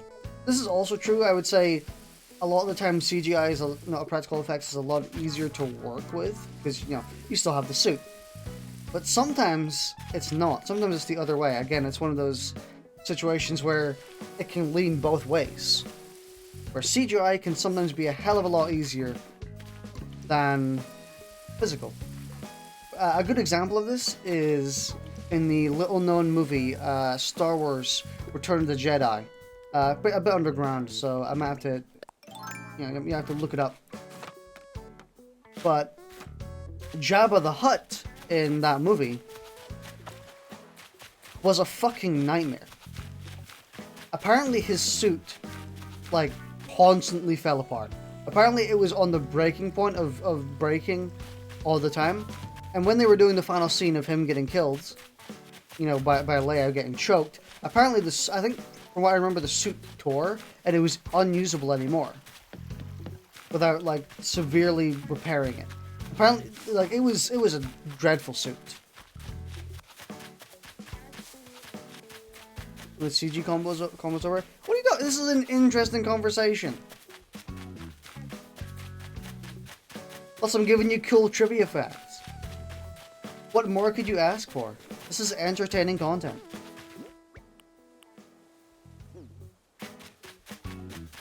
What do we have to do? But TLDR, the suit was such a hassle to work with that I guarantee they would have just done it in CGI nowadays. Because then, that would have been so much easier. I guarantee the hassle of having the workers work with a character who isn't actually there is a lot less than the characters working with an object which they, you know, looks awful. Yeah, but I mean, if you do it right, or it's semi-right, you know, if you make him look like Jabba the Hutt properly, you know?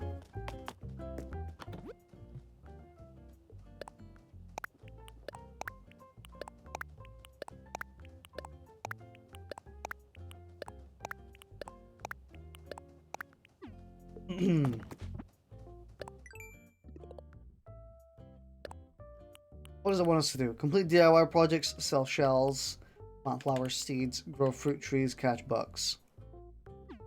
You can catch some bugs.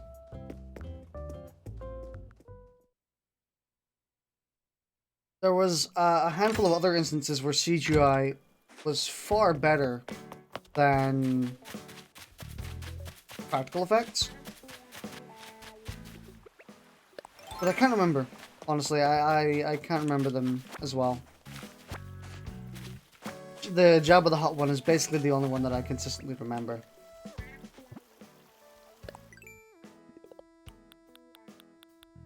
So it goes both ways, you know.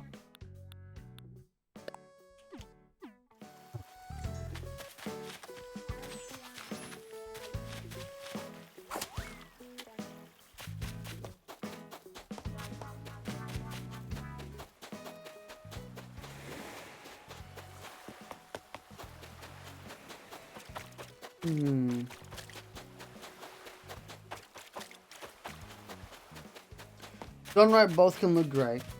They both have their benefits and they both have their use cases. And it's up to the directors and the crew members to decide which is the most appropriate for theirs. So when most people say the practical effects is just objectively better, it's not true. I guarantee a majority of the time that people don't notice bad CGI is when it was done right. And again, that's going into the conversation of the greatest CGI of all time, people will never notice. It requires the actual creators to tell you this bit was made in CGI. Before you're like, really? Wow, that's cool, that's really good. And you're like, yeah, you never fucking noticed. You know? Walking around yesterday picking up DIY stuff that I came up with a good recipe. I almost ate it because I was sleepy and hungry, but I'm glad I didn't. I'm making it too. Roccolo.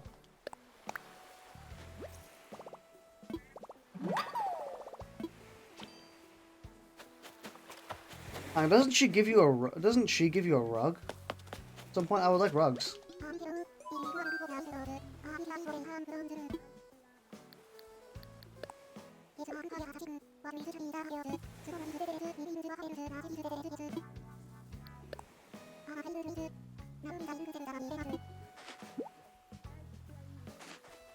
There's a spot for both.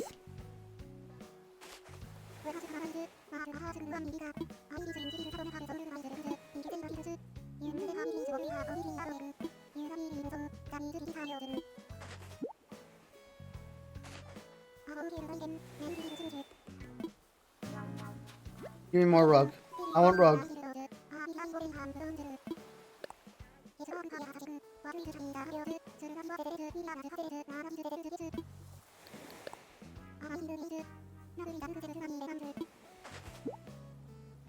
You know, I stayed it for a long ass time as well. And people still stayed it. But Mad Max Fury Road, most people state Mad Max Fury Road is great because it uses almost entirely practical effects. And unfortunately, that's actually a bit of a misnomer. Because that movie is littered with CGI. CGI is pretty much everywhere in Mad Max Fury Road. And, yeah, a lot of it's practical, like the car crashes and stuff like that. It is, most of the important stuff is practical. But it's very interesting because, what was his name, George Miller? Sandstorm is obviously CGI. Yeah, the Sandstorm, yeah. The Sandstorm is obviously CGI, but I believe a lot of the, you know the in the movie, when they pass through the really tight collection of mountains, you know, the ones with were only like one vehicle wide. From what I remember, a majority of that is CGI. The mountains. Bit with the bikes, yeah. And then at the very end as well, a majority of the end is CGI with the like the final fight.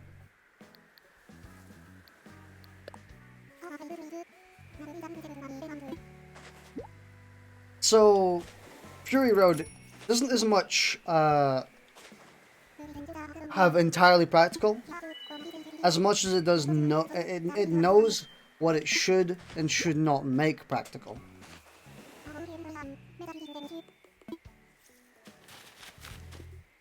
You know? It's a good example of George Miller knowing exactly where to put practical and where to put CGI.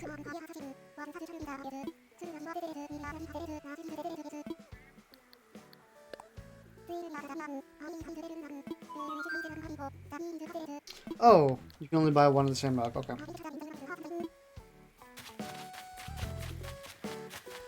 But yeah, I think it's a good example where both of them are fantastic at their job. Still love the flaming guitar was a functional one. It's pretty good. Yeah, it's just a perfect example of someone knowing exactly what to and what not to make CGI. It's the perfect combination. Because you don't notice the CGI, you notice the practical, and it all works out. It's all tightly woven in, you know,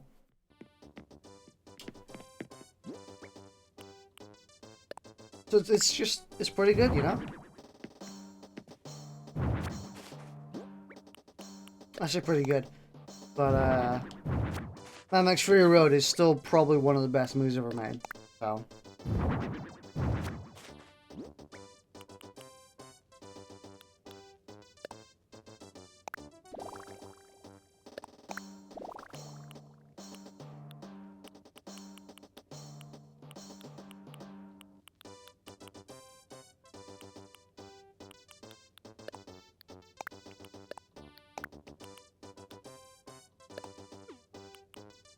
I'm gonna go and sell a bunch of stuff, so I'll put all of this away.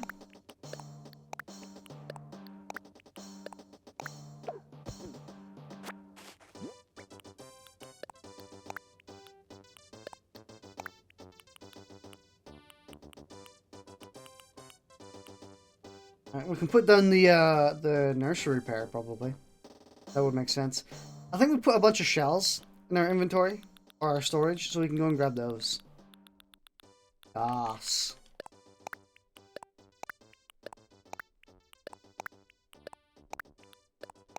We'll sell these eggs as well.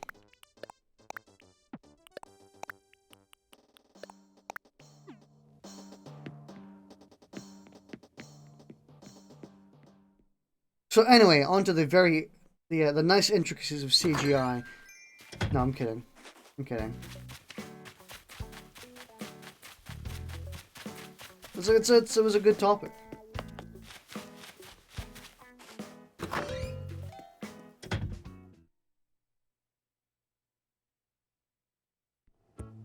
Just gotta, you know, wonder now what the hell else we're gonna talk about.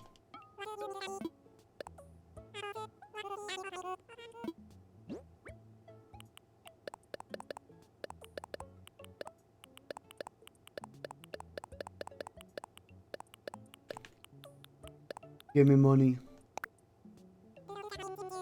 I would like 10k. Hey, 20k. Nice.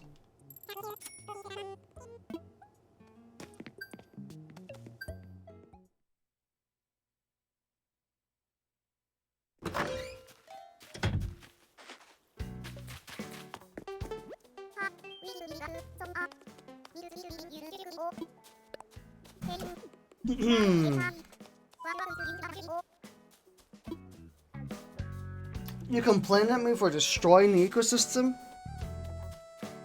I'll destroy it however I want. Ooh.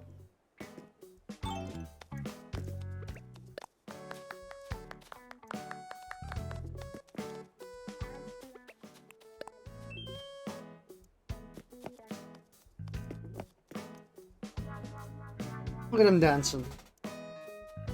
We're not talking about that. We're talking about that.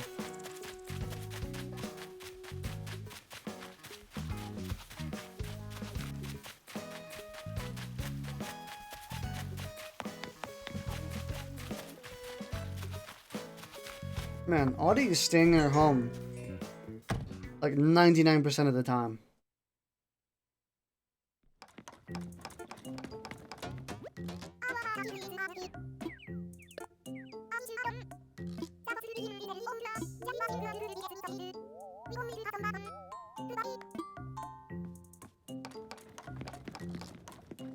So I think we go to get more villagers. You know, that's what Isabel said. We haven't really been working towards that, so we should get a Nook Miles ticket. But we've been spending a lot of Nook Miles. I kind of don't want to just blow all our Nook Miles away, you know? So I guess we should go catch some insects. A wharf roach. What are wharf roaches again? Where are we going to get those? I can't remember what a wharf roach is. I guess that would be a sensible time to check the Critterpedia.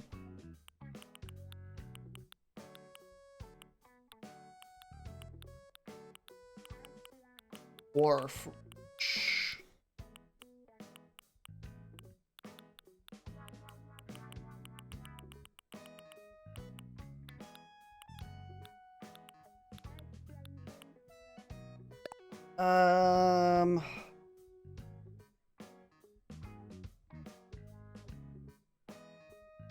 Are they the things that are on the ground? I'm guessing they're a ground bug.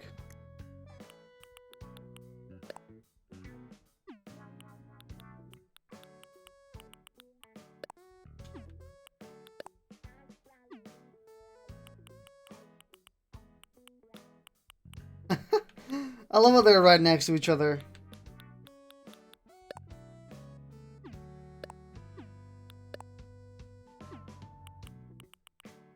And they had to have known.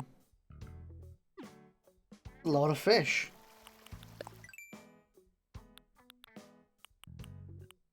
That's cute.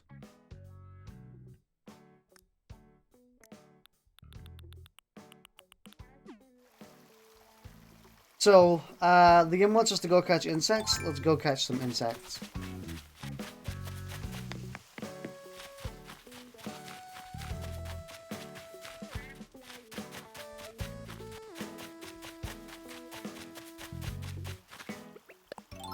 Ooh.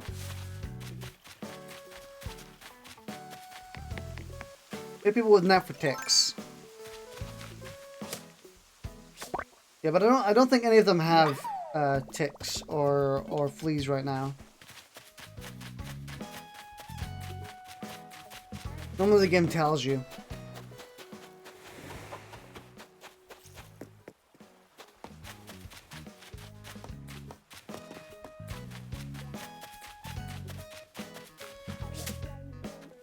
Damn, I missed. I missed again. There we go.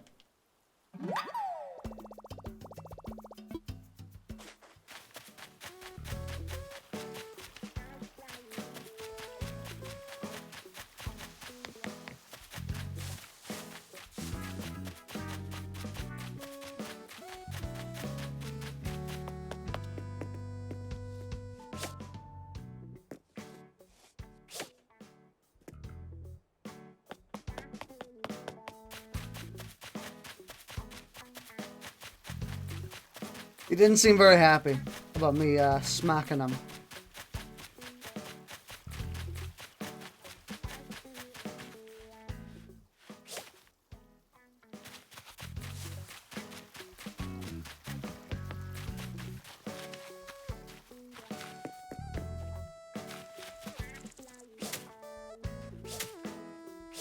Come on. Oh, I wanted him to jump into my net.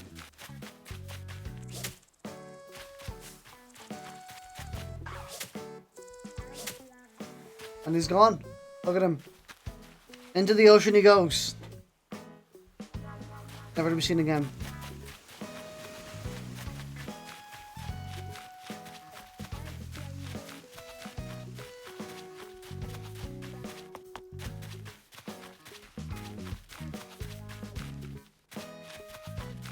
Being eaten by a shark.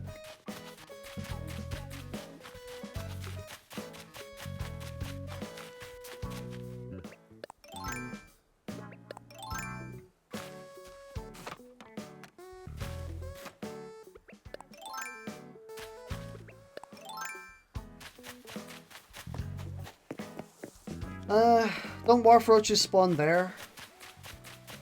I swear that they did.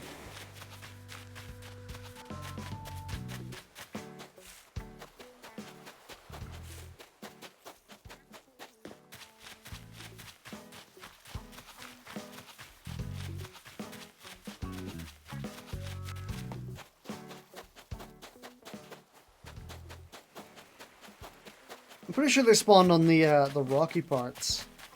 But I could be wrong. I might be thinking of the wrong... You know, the wrong type of insect.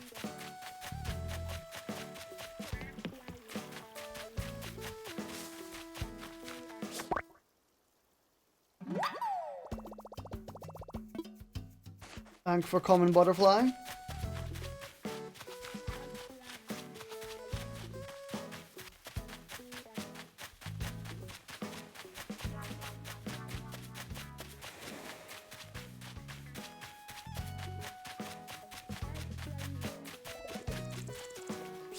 No!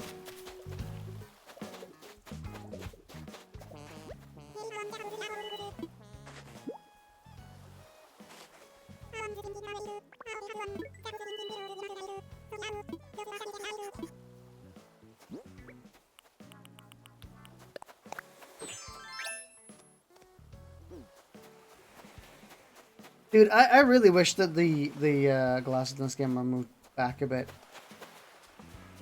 They would look so much better if they were not like floating ahead of your face.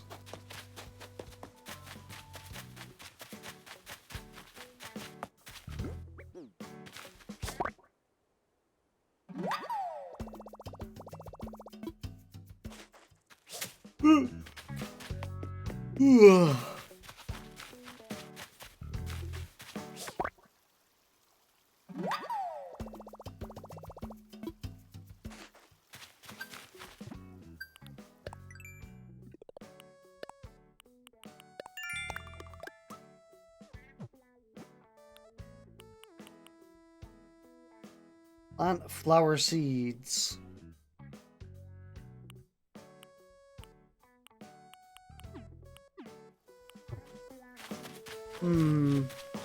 I think we bite the bullet and we go for another island. Maybe.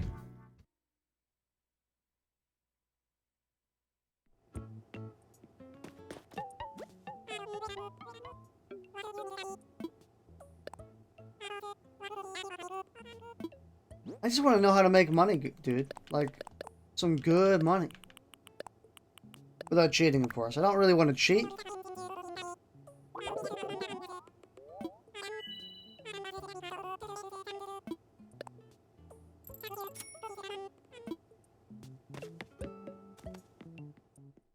I guess fruit is a good way.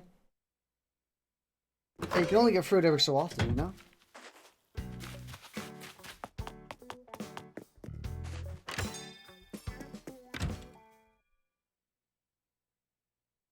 I suppose we can maybe plant some more lots.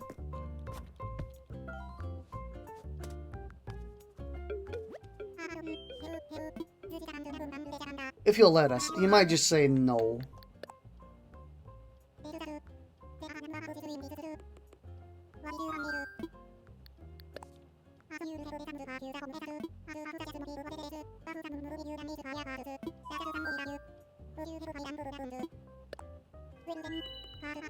Ooh. What's the time now? It is 6.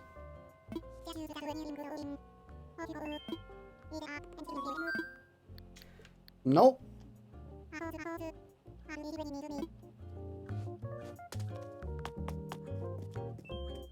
Ring. Finally dropped to 131 frames. So evil.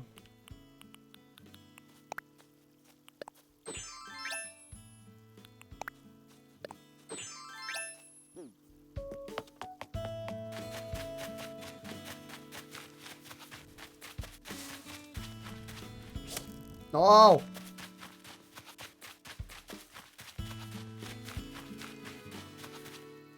What do we have to do? I was going to check the time very quickly. Well, specifically something. I've got a delivery coming with food, so I need to be aware. 7 to 8. So we've got an hour before I need to head off, which is fun enough.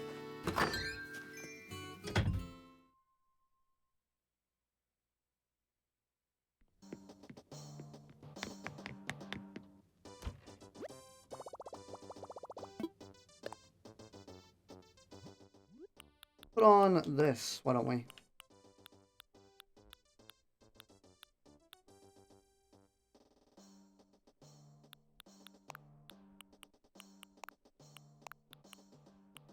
You know, I think the pink looks good when it comes to the shoes.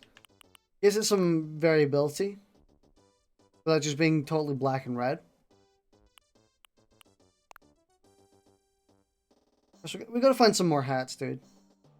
Like, this one is really, really good. It works with pretty much everything. But, you know, it would be nice to get some more.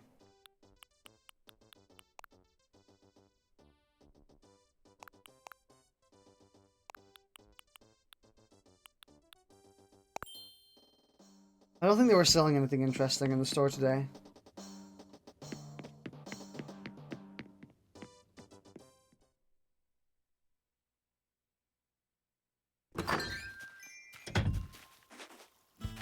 Y'all are just sitting here by my freaking flowers all the time.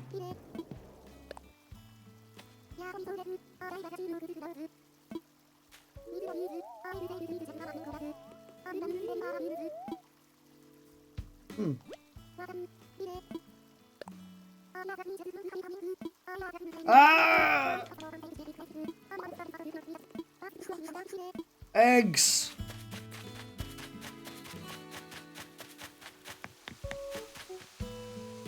Well, we gotta put down a lot of glasses. Fuck, I didn't put them away.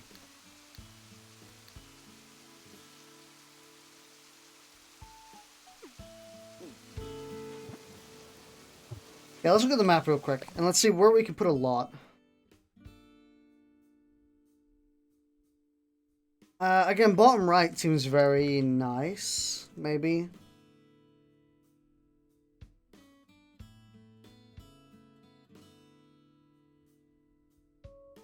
We have a lot of houses congested on the right, actually.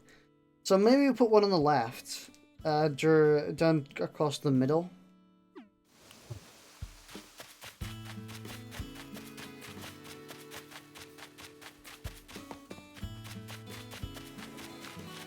You know, like, somewhere around here-ish, you know?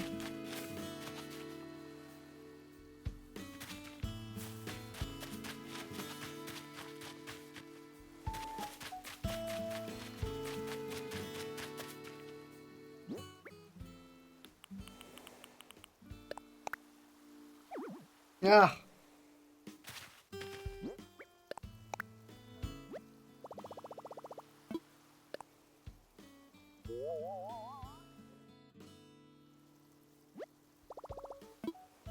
Yeah.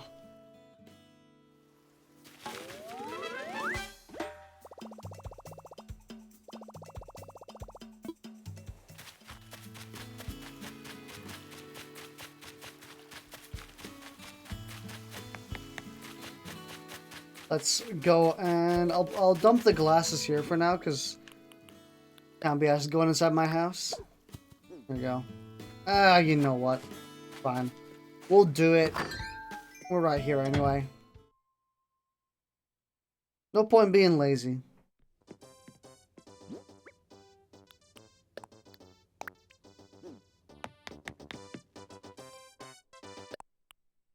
Stop.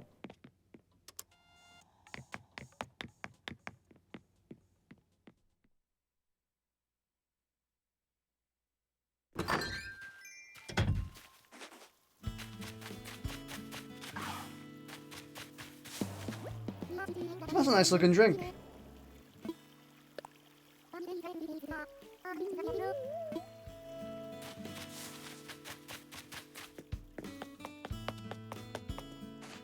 Let's head to another island, don't we? And we shall maybe get a new neighbor.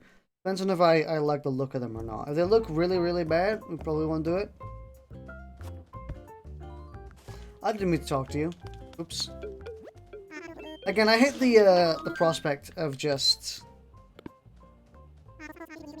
not getting a villager because you don't like them. Oh, racist.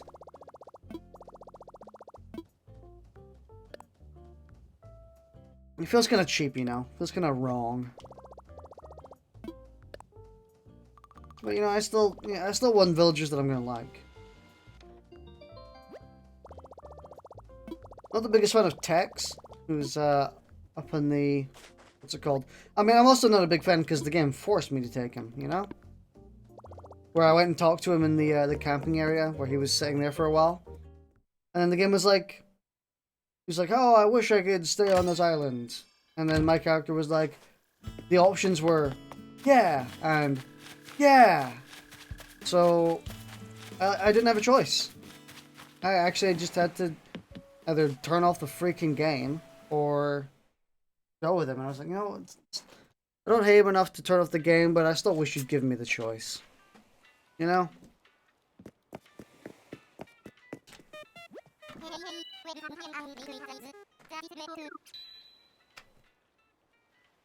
Just make him hold it for a second, you know? A bit embarrassing.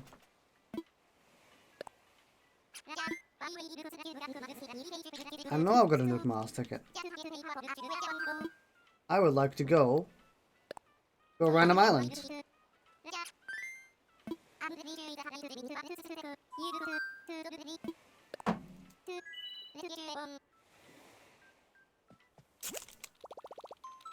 Let me take a munch out of this chocolate. Nah.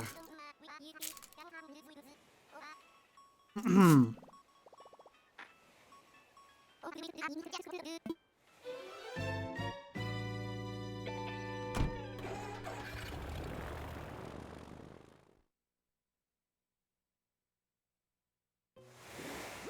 gonna skip that dialogue real quick, by the way. That was impressive.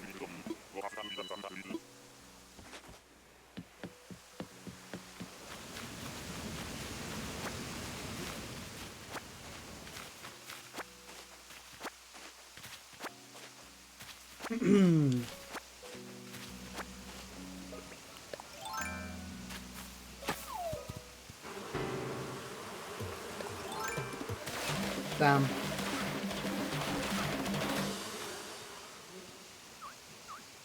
Gonna do hate how there's nothing you can really do against that. Oh well. Let me just take a munch. Nah, no.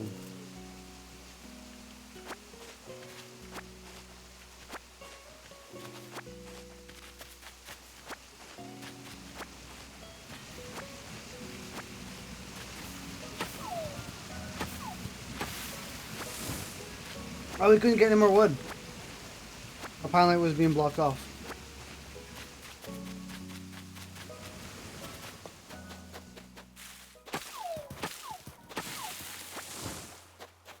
You know, I think this axe we have right here is probably going to break any second now.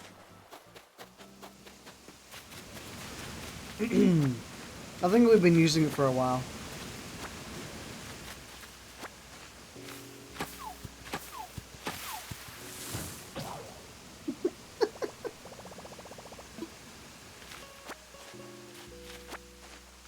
Psychic or stupid? You decide.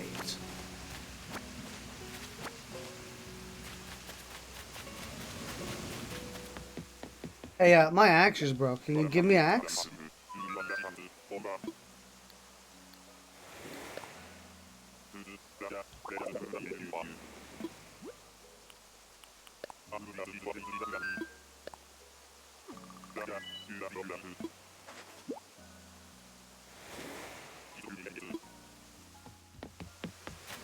Well, let's deal with this rock up here.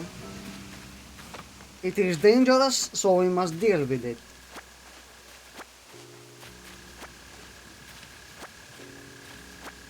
Also because we need resources to make an axe. Is there no villager on this island? I swear there would have been. We have the available slots.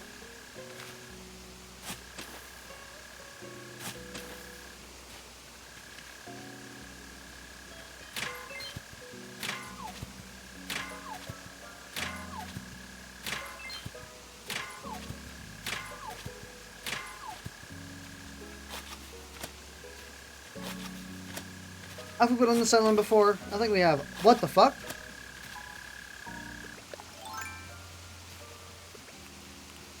Damn. We just missed him.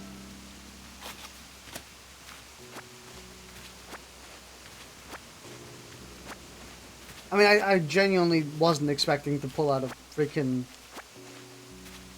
mole cricket.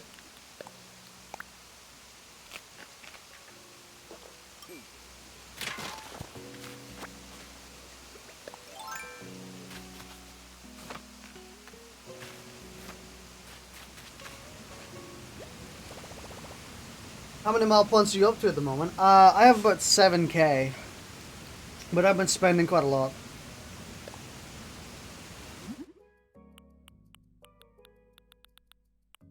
Oh, fuck. Oh, we need wood? Damn.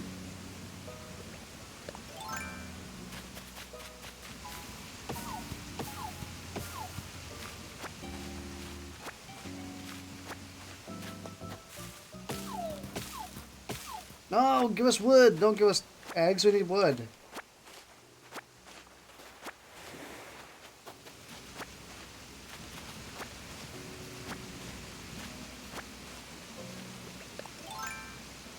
I'll skip this section for now in favor of getting some wood.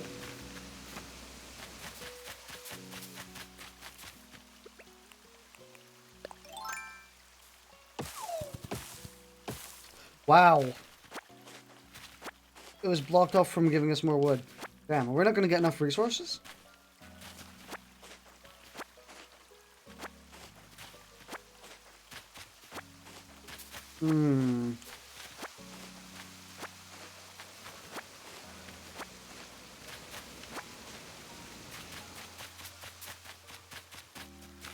I guess we do this rock while we're up here.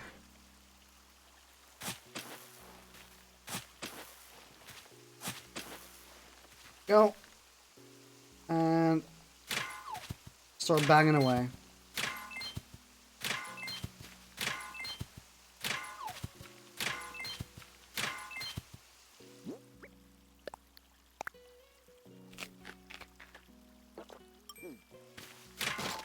But yeah, I have about 7k-ish. Almost. 6.5.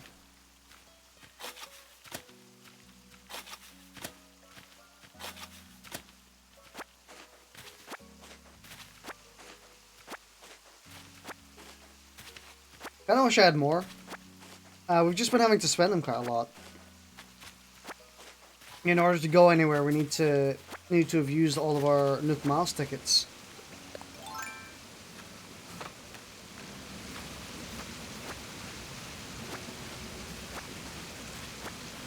Thank you, Locust. Alright, see ya. He came in and he said hi and then he left again.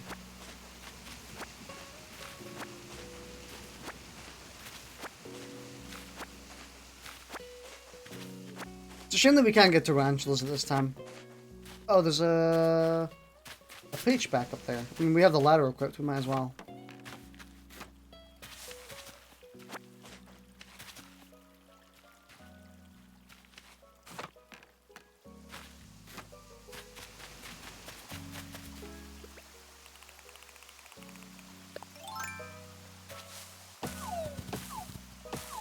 There's almost no point to actually getting another axe now, because we've basically gotten all the tree's resources.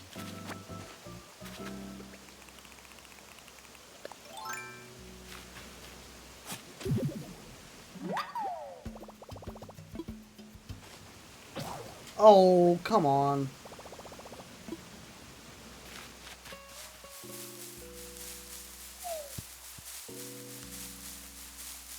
Give me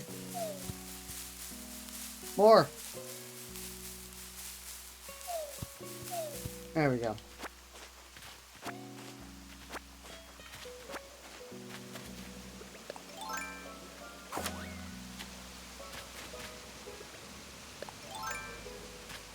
Well, we have to build both now. Hey, king.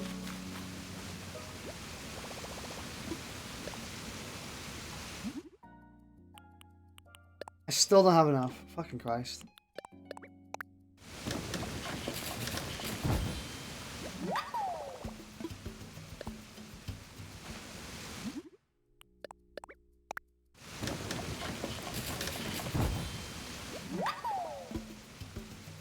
My audio is all kinds of fucked.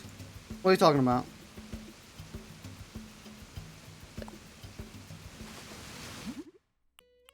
I hope it's not.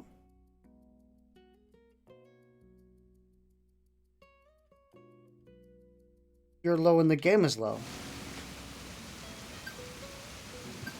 Not on my settings.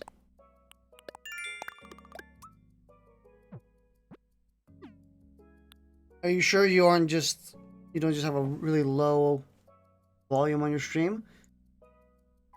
Because I'm gonna check my audio settings. My audio settings are fine. Everything's good on my end. The audio looks fairly good, and I'll even have a look myself.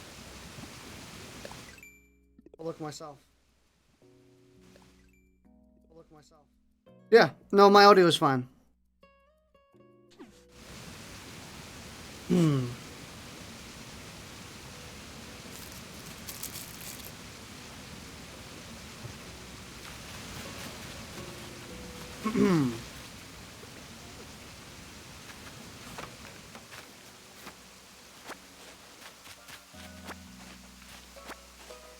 Yeah, but on max audio, it wasn't max.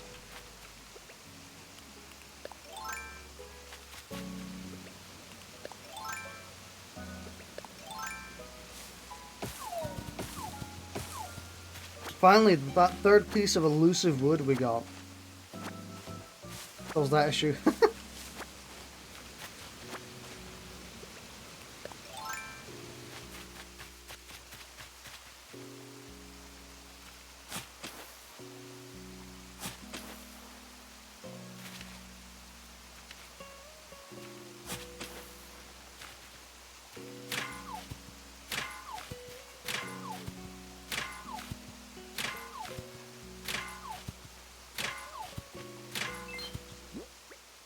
Egg time, boys!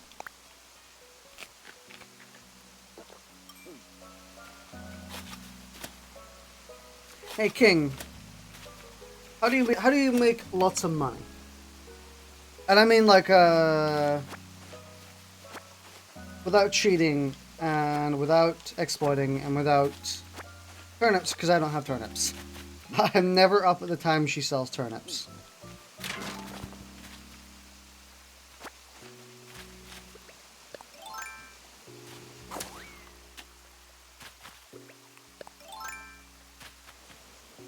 I know fruit is a pretty lucrative way.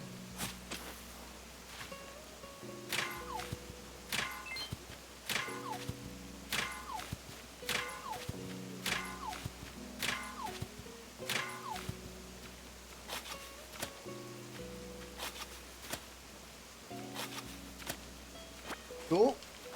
I think that's the entire island done. That is to grow a shit ton out of non-native fruit.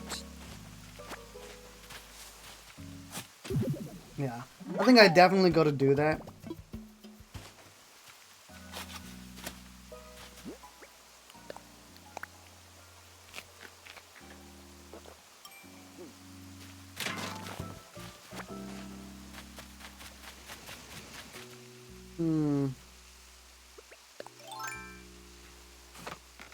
I have trees planted all across the island. I just don't have any in a concentrated area yet, or in a well concentrated area.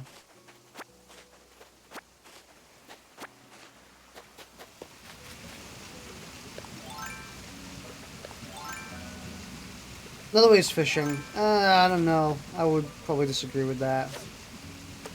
Fishing is very much not worth the price.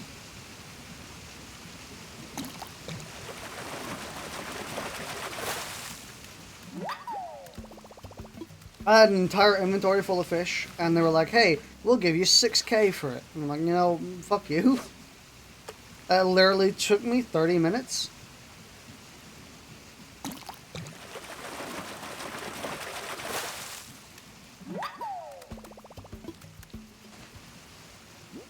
Yeah, but the rare stuff isn't going to give you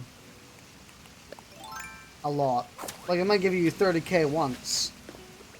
Or twice. I doubt it, actually. Like, it might give you some stuff, but it's not going to give you enough.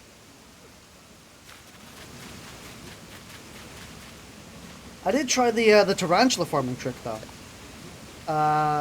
Definitely very lucrative. Yeah. But it's so time-consuming. To just go to an island, completely empty it out entirely, and then just run around and look for tarantulas. It works, but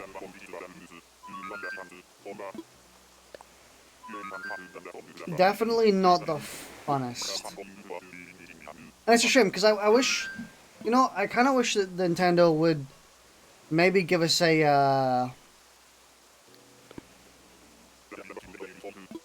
it's harder to get them, so it's just a new bug. Yeah.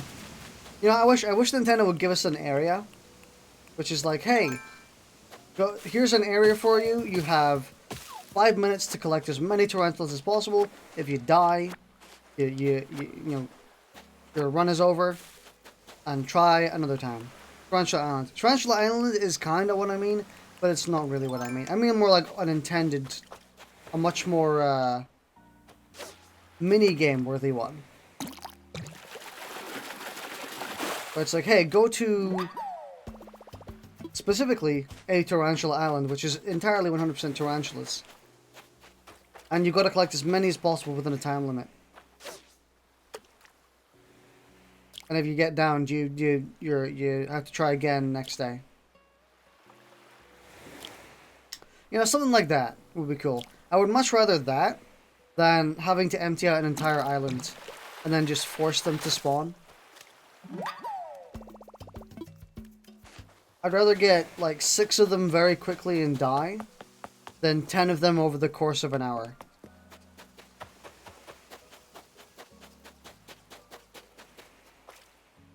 That's a fucking egg, by the way. That's an egg.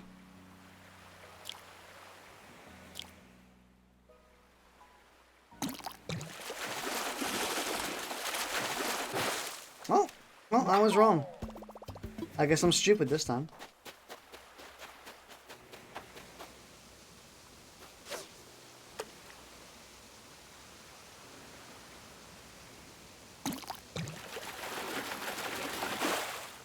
Dab! Hit him with that dab.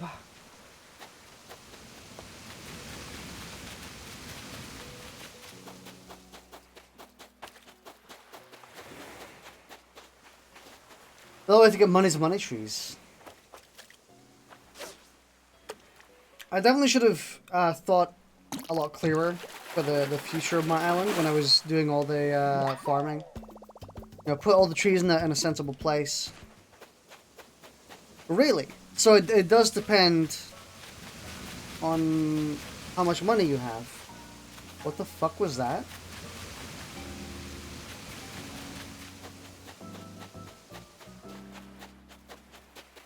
I really should do that, actually. So the more money you put in, the more money you get out? Is it...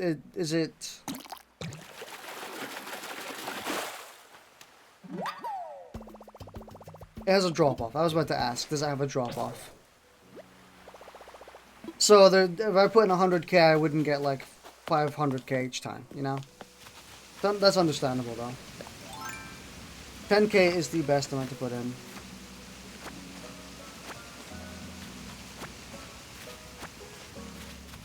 Is that the maximum?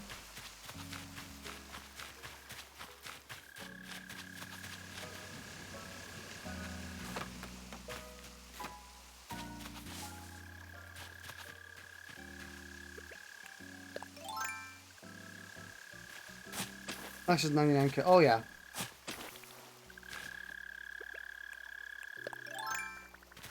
Oh, I missed.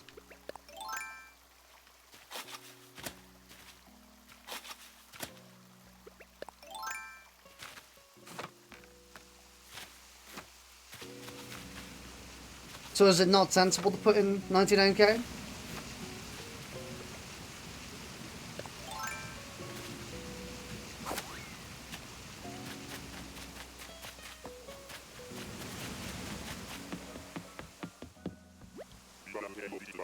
Or like 50k?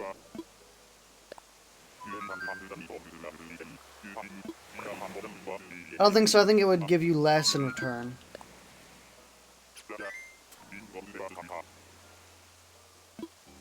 Hmm.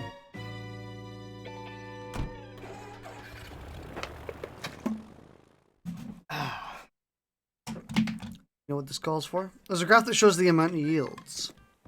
Ah. And so you go for the equilibrium.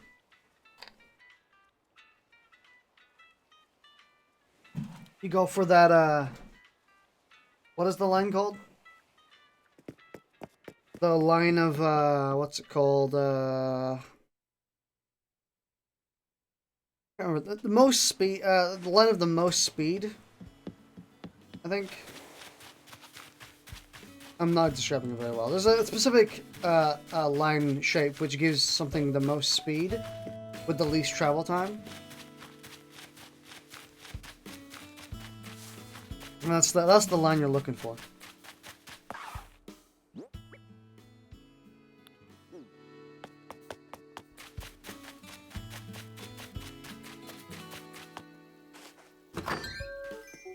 What are you talking about?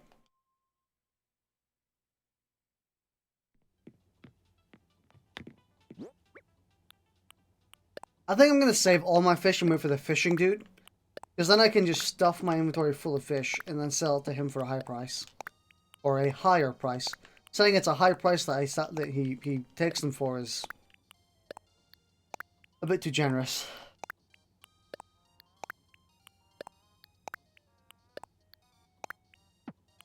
Because also the Timmy boys, they give me jack shit for fish anyway. So, not worth. If you want to see how much fish I'm actually saving up, there you go.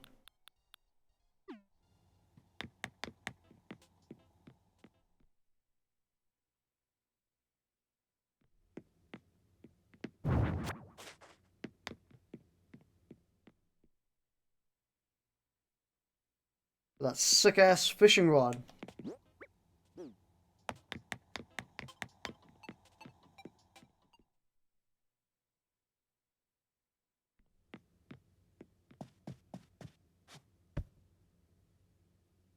You gotta sit next to that Finding Nemo, you know?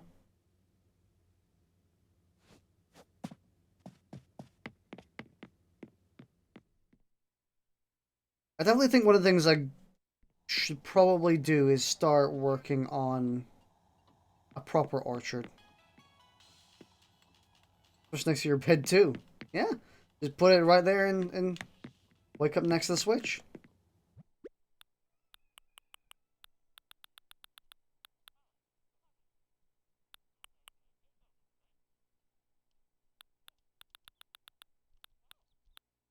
So I probably shouldn't be growing peaches. Because, well, these are probably not very smart. It's our native fruit. They probably sell for a lot less. We should make medicine, though. Your native fruit is peaches.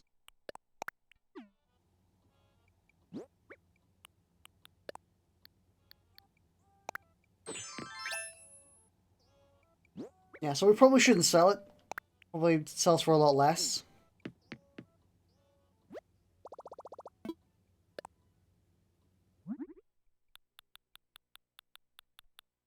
Plus, we've got plenty of peach trees across the island. Sells for a lot less, but you can go to a different island and sell it there for a markup. Interesting. So in that case, you save it.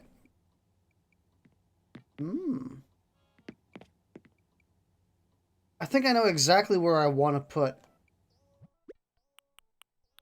a bunch of trees.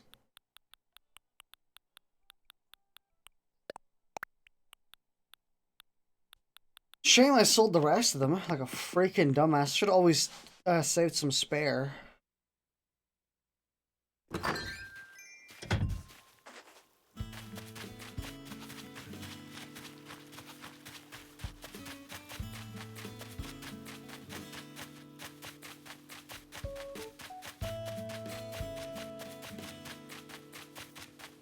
Alright, let's go and have a look. So there's two places I want to look at to see where to put the fruit. The first one is here.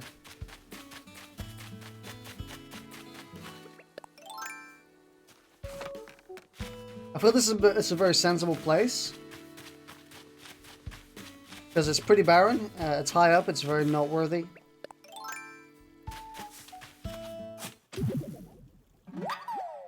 I think it's a pretty sensible place to put them. But I could put it... Guess what? I could put it where the sun is. Right there, to our left. Up on that side instead.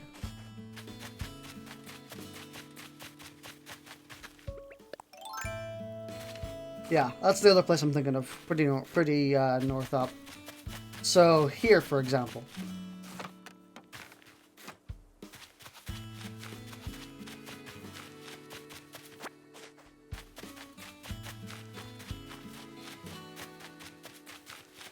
I think maybe this place is the best. I mean, it depends on where I'm gonna put, where I'm gonna stick a home. I think. What's the most likely place to stick a home, and not have to compromise the orchard?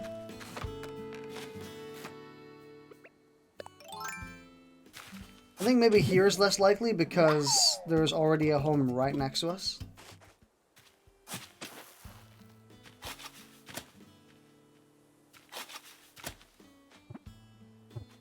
So I guess we start working on that.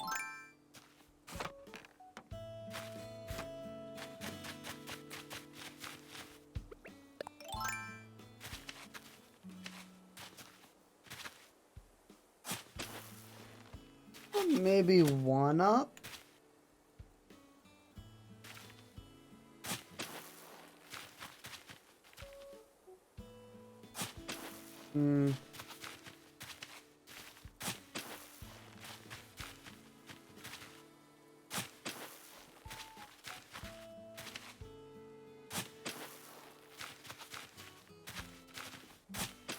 I gotta remember this time to give myself enough space to see the actual stuff.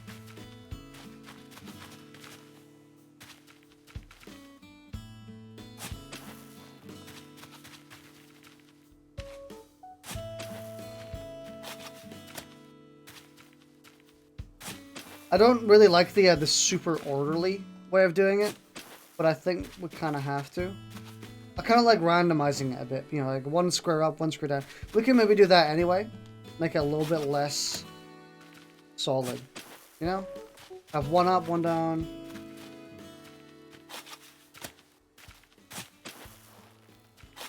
Make it a little more natural without being completely overly obstructive.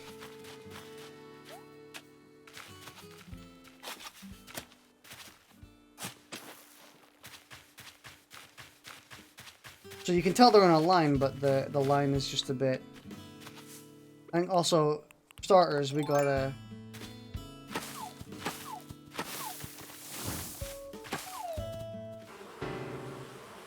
Well...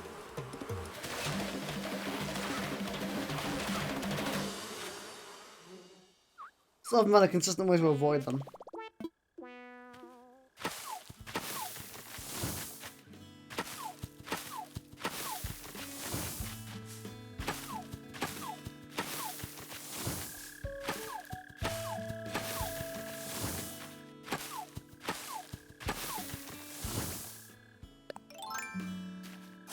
There's a freaking mole cricket on this area.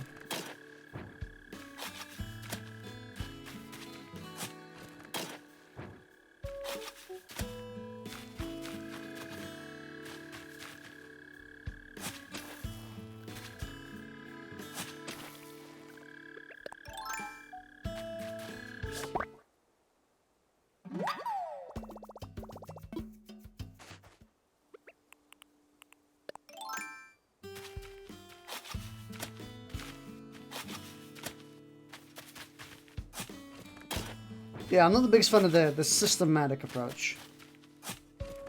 Introduce a bit of randomness, and it'll look a lot better.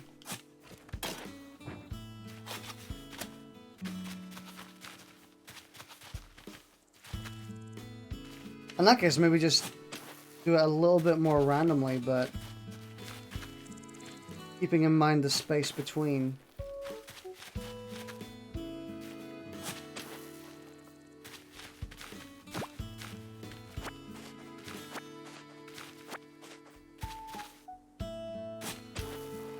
Nothing happens to our holes.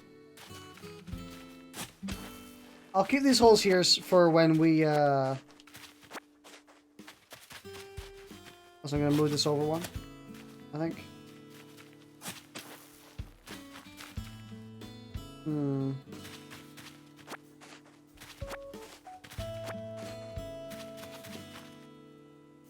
Yeah, I gotta keep in mind the space. Oh.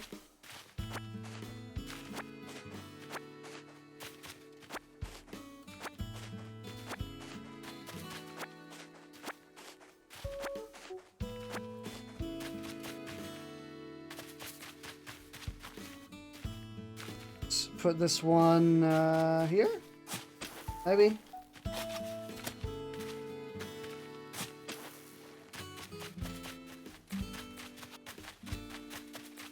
Yes, this looks like it'd be pretty foresty.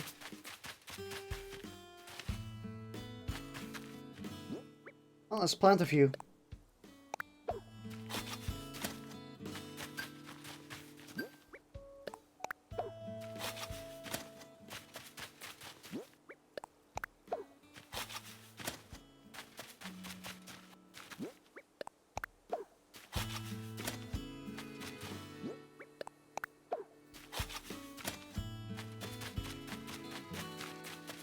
And the rest we plant for other types, maybe.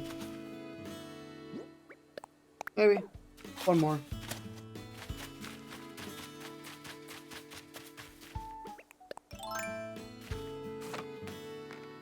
Here we go.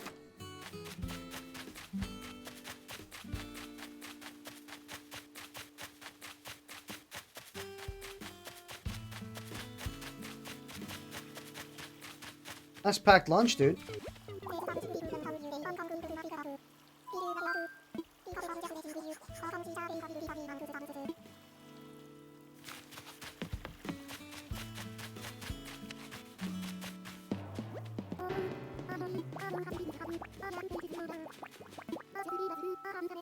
Oh shit.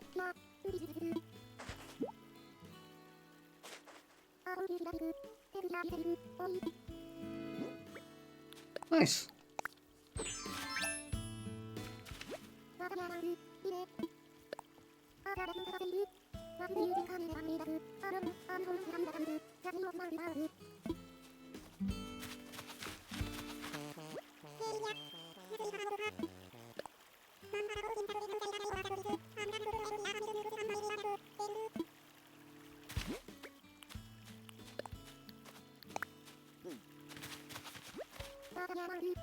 Here, let me give you a nice orange.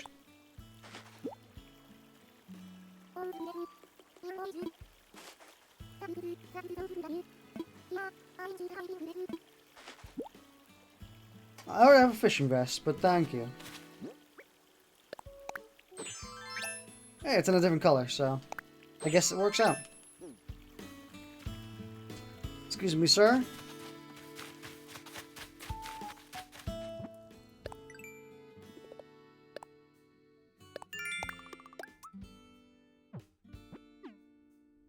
What's that? Change your outfit? We can do that.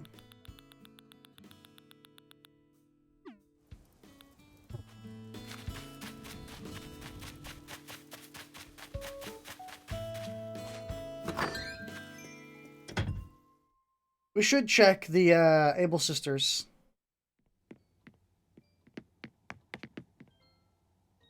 What happened to my stream just there? I just saw something fuck up with my stream.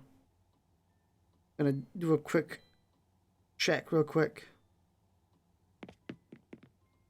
Looks fair enough. Maybe. We're still live though. Yeah, it looked like it buffered for me, and I think it kind of looks like it still is, but I guess it doesn't matter when we're close to the end of the stream anyway.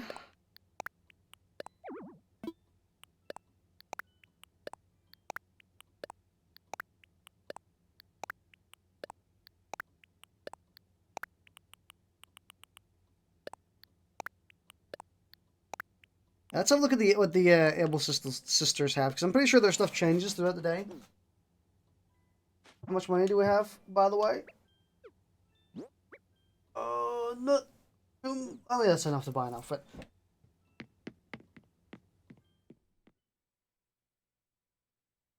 So we're gonna have a quick look. Maybe see if we can talk to Sable. Since I do know that if you talk to her enough, she eventually starts talking.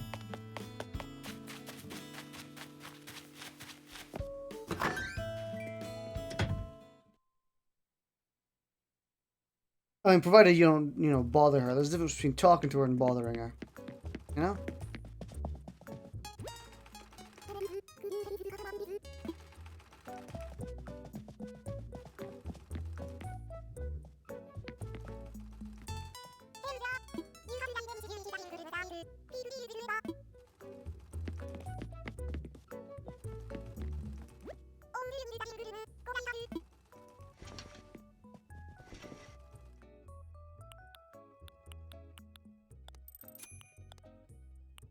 You know, I really like these.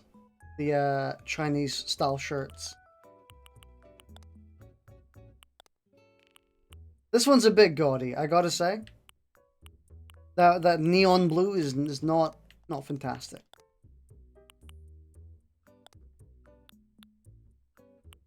I like the green though.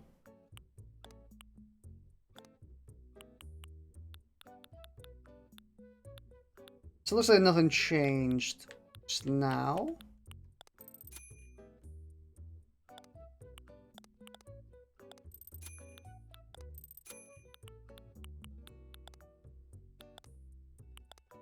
Oh god, that blue. Ugh.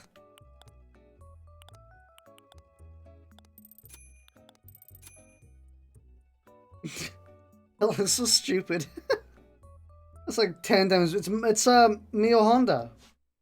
Mio Honda hair. The shop inventory is the same throughout the day. I recall it changing at some point. Like they get some, they kind of swap things out. I suppose we can buy this. We have a few mask.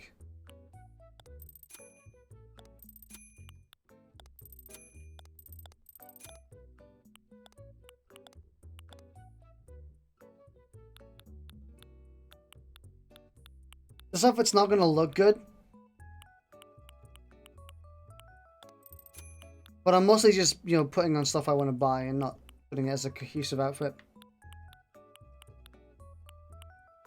What shoes do we need? We have pink, we have red, we have blue, we have green. Yellow? Buy some yellow shoes? I think we already have yellow shoes. Maybe?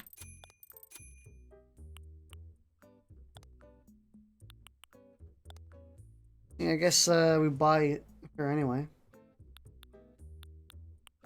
We're definitely not buying the freaking winkle pickers. Oh my god. I think we also need black and maybe some exotic colors.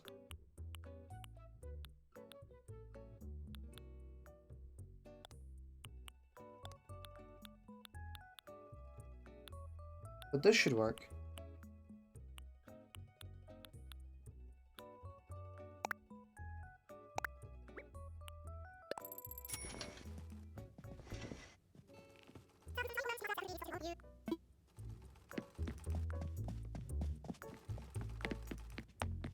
Maybe buy another set.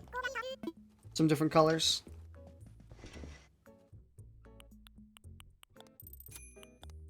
The question is, do we go with the black or do we go with the red?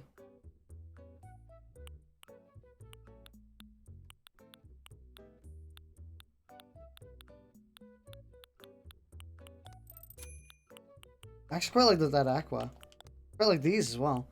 These are all quite nice.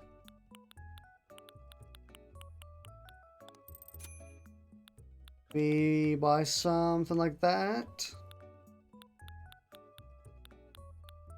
Just get loaded in terms of clothes options.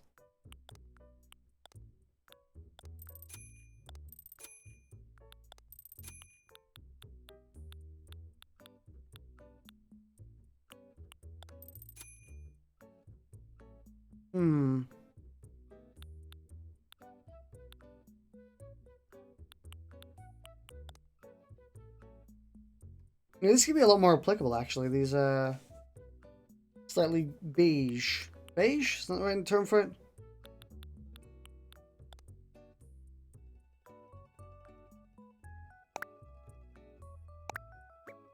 There you go. We'll buy that. And we'll just have it shipped straight to our home, and then we have it as some outfit choices.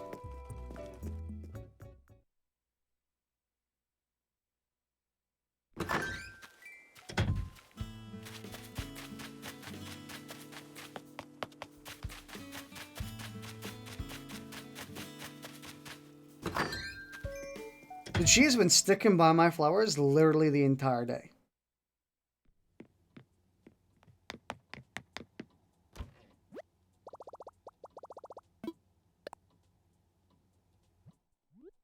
And now we have a ton of clothes to work with.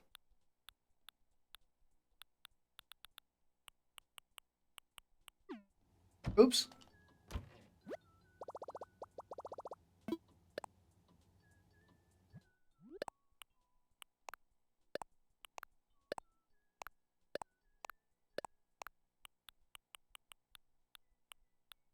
Okay.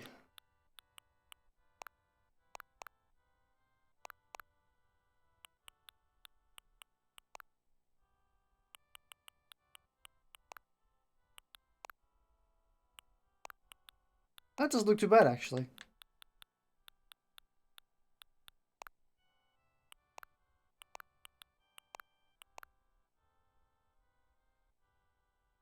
That is actually quite nice. Also works with the black one as well.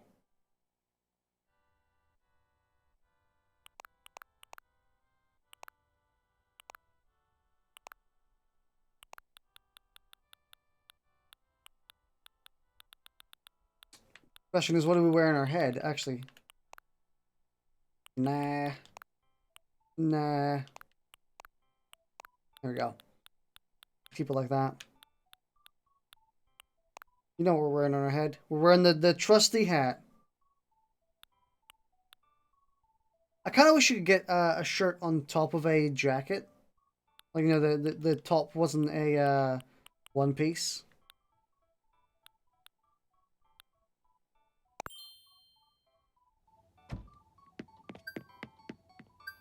Been a while.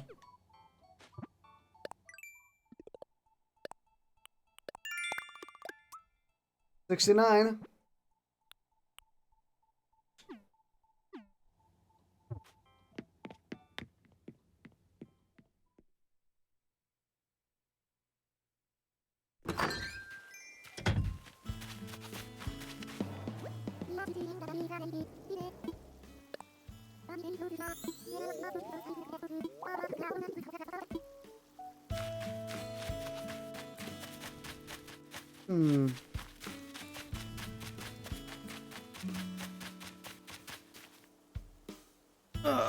Don't think we have too much else to do. We could, I guess we can fill out some Nuke Mile stuff while we're here. While we have the time. Do some short grinding.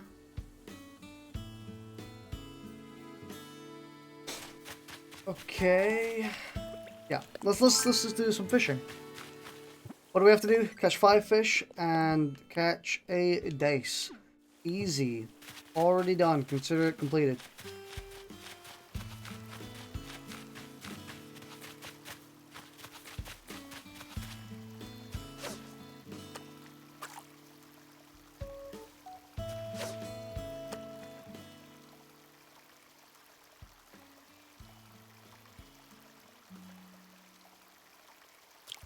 You got a ton of stuff to do. You just started your day. Well, I've been working on it for about 3 hours, so mostly run dry. You know, everything's pretty much done for now. Last thing to do is just maybe collect some Nuke Miles, build up what we lost.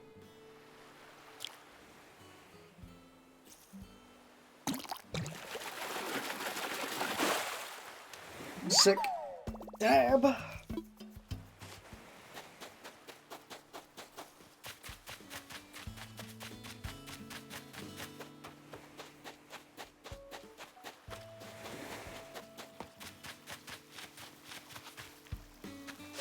The dice isn't too big, so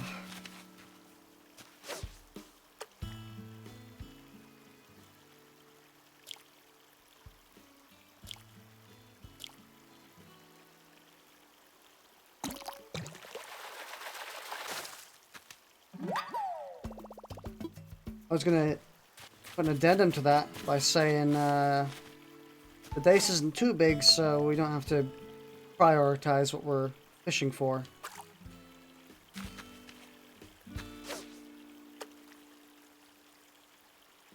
Come on, look at it.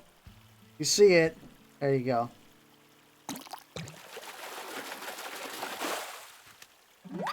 Got him.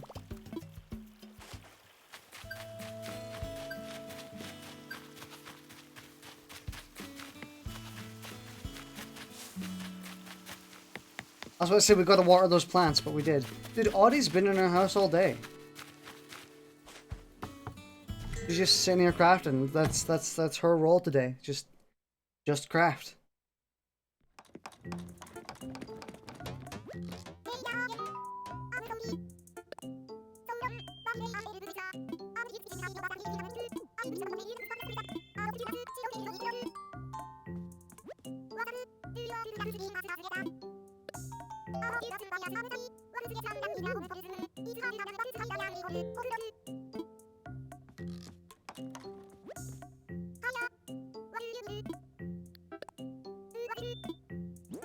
Here, have a dab. Enjoy this dab.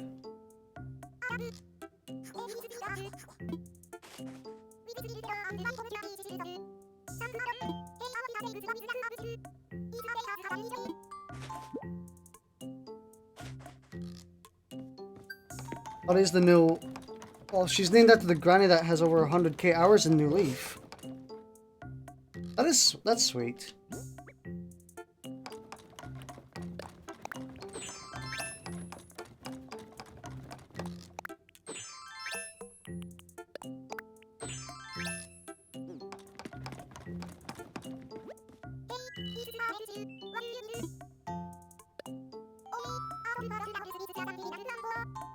Black Hole Skull Beasts 7? Yeah. You don't have a TV in here.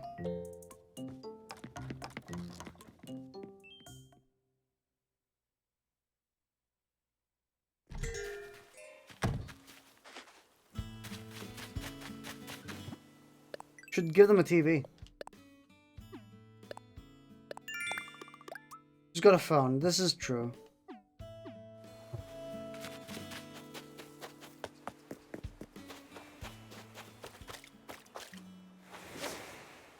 Since people watch TV on their phone.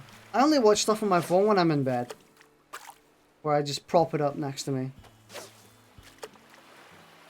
I've got to switch on, you know, I've got to be lulled to sleep by the sweet soothing sounds of Gordon Ramsay yelling at people for having rotten food.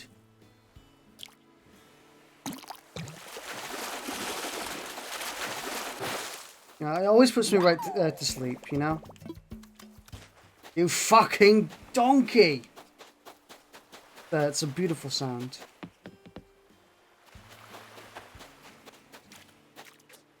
Oh.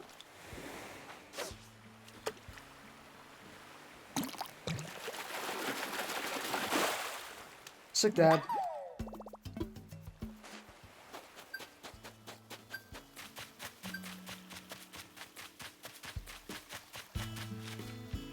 Look at that speedy boy right there. He was swooshing his way.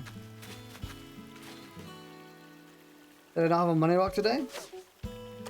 There must be some serious Wi-Fi if they get on an island with nothing but physically... Oh, I didn't even notice.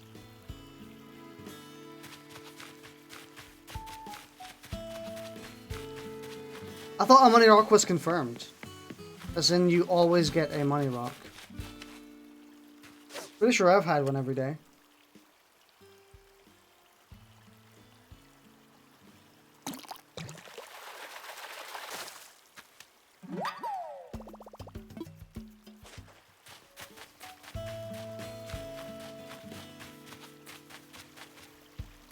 It's 5G.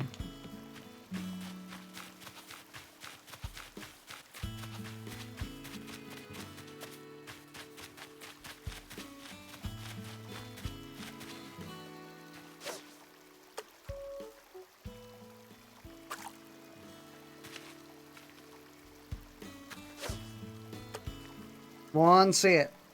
Get it? There we go.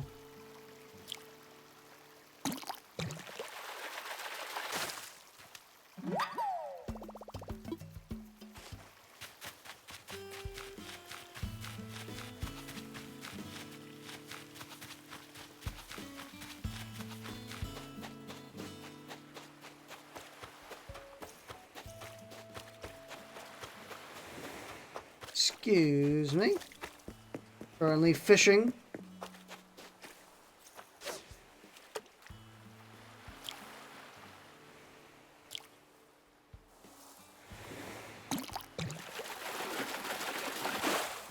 Nice dab. I need to make a room in my house just dedicated to dabs.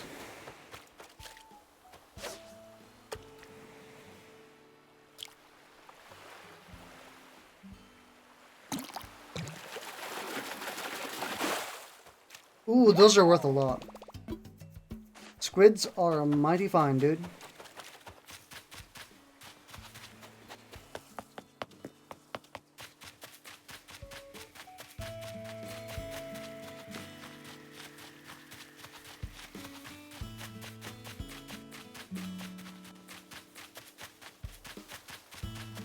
Also, for a second there, I thought that the shadow... You're just gonna sit in the middle of the bridge? In people's way? You fatty? Understandable.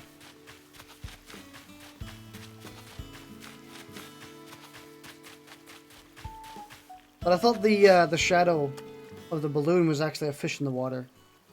You know, that would have been pretty cool if they actually programmed some sort of secret in like that.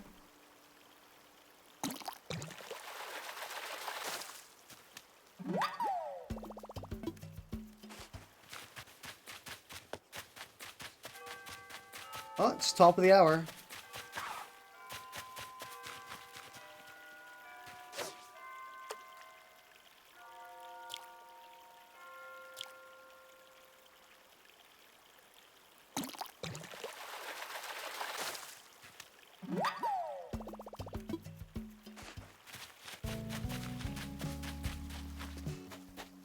You know, I was on at 5 p.m. or 4 p.m. last night. The music during the AM hours is quite nice. Shame no one will fucking hear it. I mean, the music I'm never gonna hear is 5 a.m. to 12 a.m. I guess 12 p.m. at that point. That's the tracks I'm never gonna hear in this game.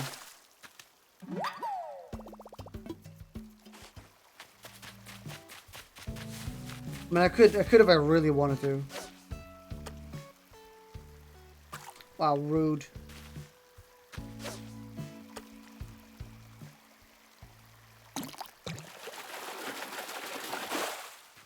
Boot.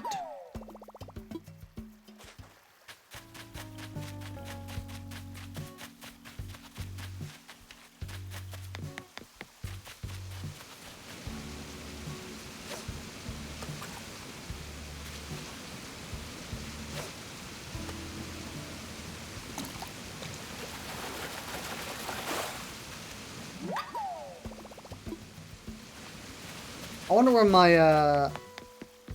opinion on Pustu. Oh, it doesn't sound very nice, but I imagine it depends on how it's made, you know?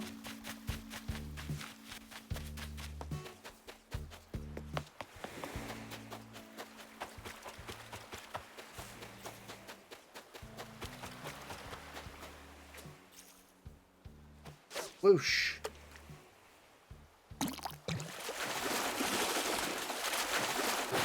You can't trick me with your early bloops.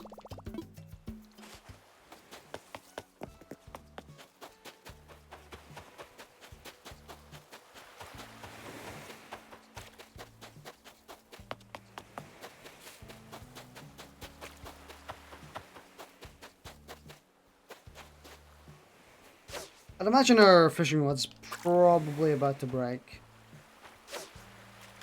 Give it like 1 or 2 more fishes. And I'll guarantee it'll break.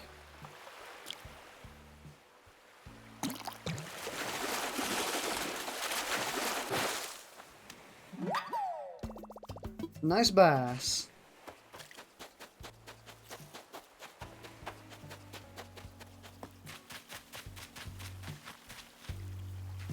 Dude, our freaking storage is going to be absolutely chock full of fish. For so many days. Nice can.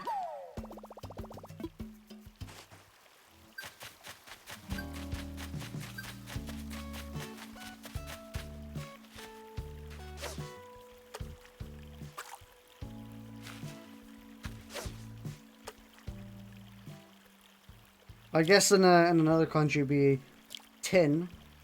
Would it? You'll have a carton of tomato soup. Wait, that exists.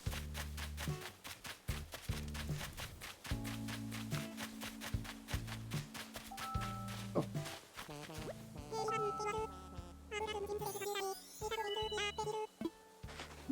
Here, take it. A relay tank. Oh, it's a tank top.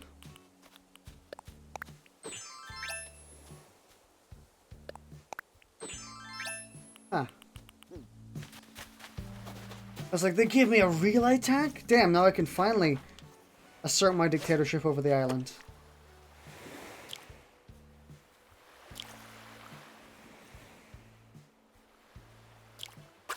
Ah! Early send. Fucked up.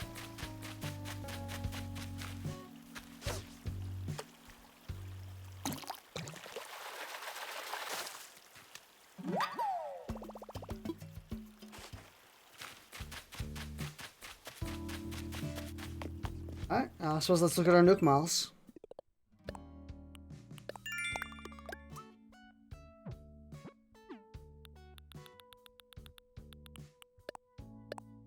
Ooh!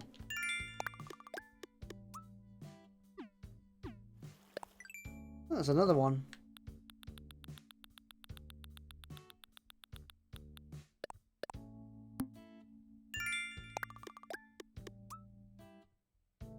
when island residents get along, good relations are cornerstone.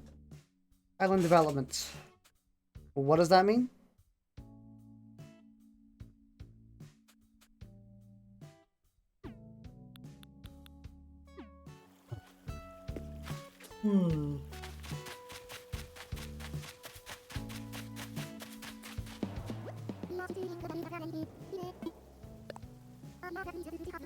No, not the eggs!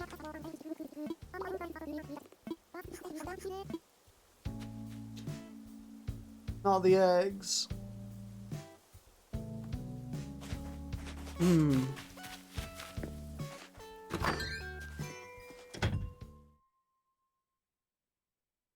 That means that one of your island's animals has reached the best friend stat. Maybe Audie? Because I talk to them a lot.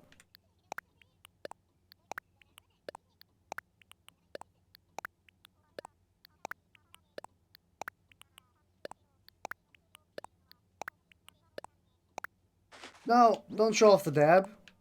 It's too dangerous.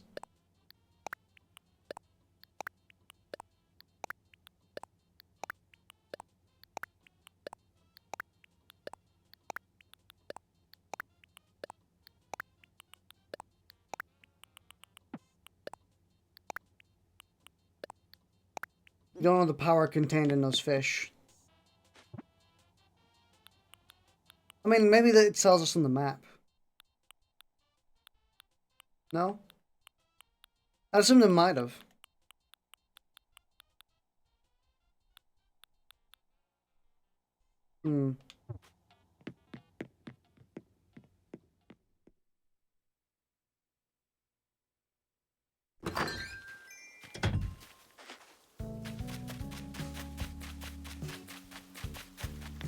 I think I got a little bit of time.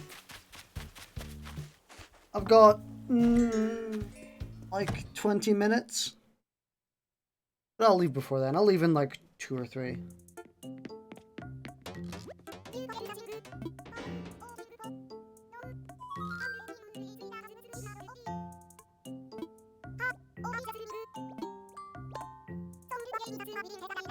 No, not the eggs!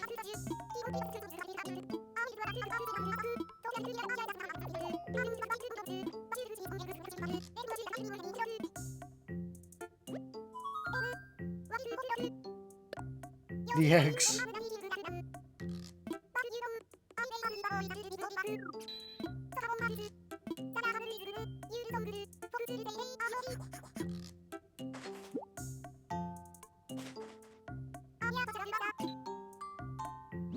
I bet it better be in a good color. That actually does fit. Kinda. Not bad.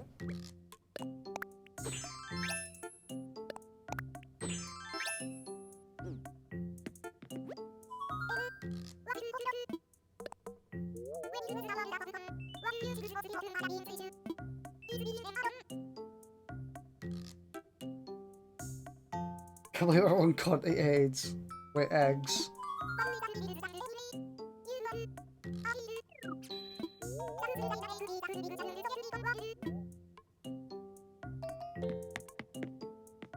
You know, it's actually surprising that they... I don't know if I'm just getting good luck, but typically speaking, when they give me clothes, they give them to me in suitable colors that match the rest of the outfit. Like this, like the green camo works pretty well with, you know, a green shirt. I'm not sure if they're coded for that. It also, I've also noticed that if they're giving you clothes, sometimes it's very much styled for them as well. It's probably just coincidence, but a lot of the time it looks like clothes that they would be wearing.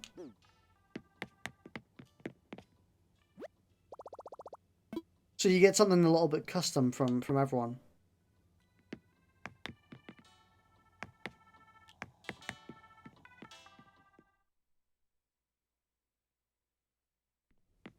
Oh well. Chic.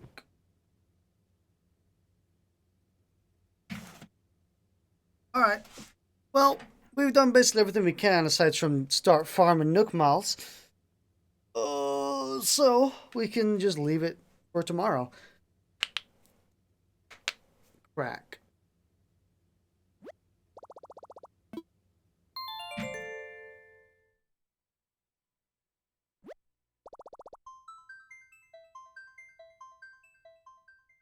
Also, your connection is fucking dying, so it's time to end. I don't know. It doesn't appear to be. I'm not getting dropped frames. It could be Twitch. Twitch might be. I heard that Twitch was hosting GDQ recently, so maybe it's being flooded or something. But it doesn't look like it's on my end. Because I would be dropping frames. Oh well. Thanks for watching though. We'll play it again tomorrow, most likely. I'll probably be playing something later tonight. We'll see. It'll be fun. Alright. See you later.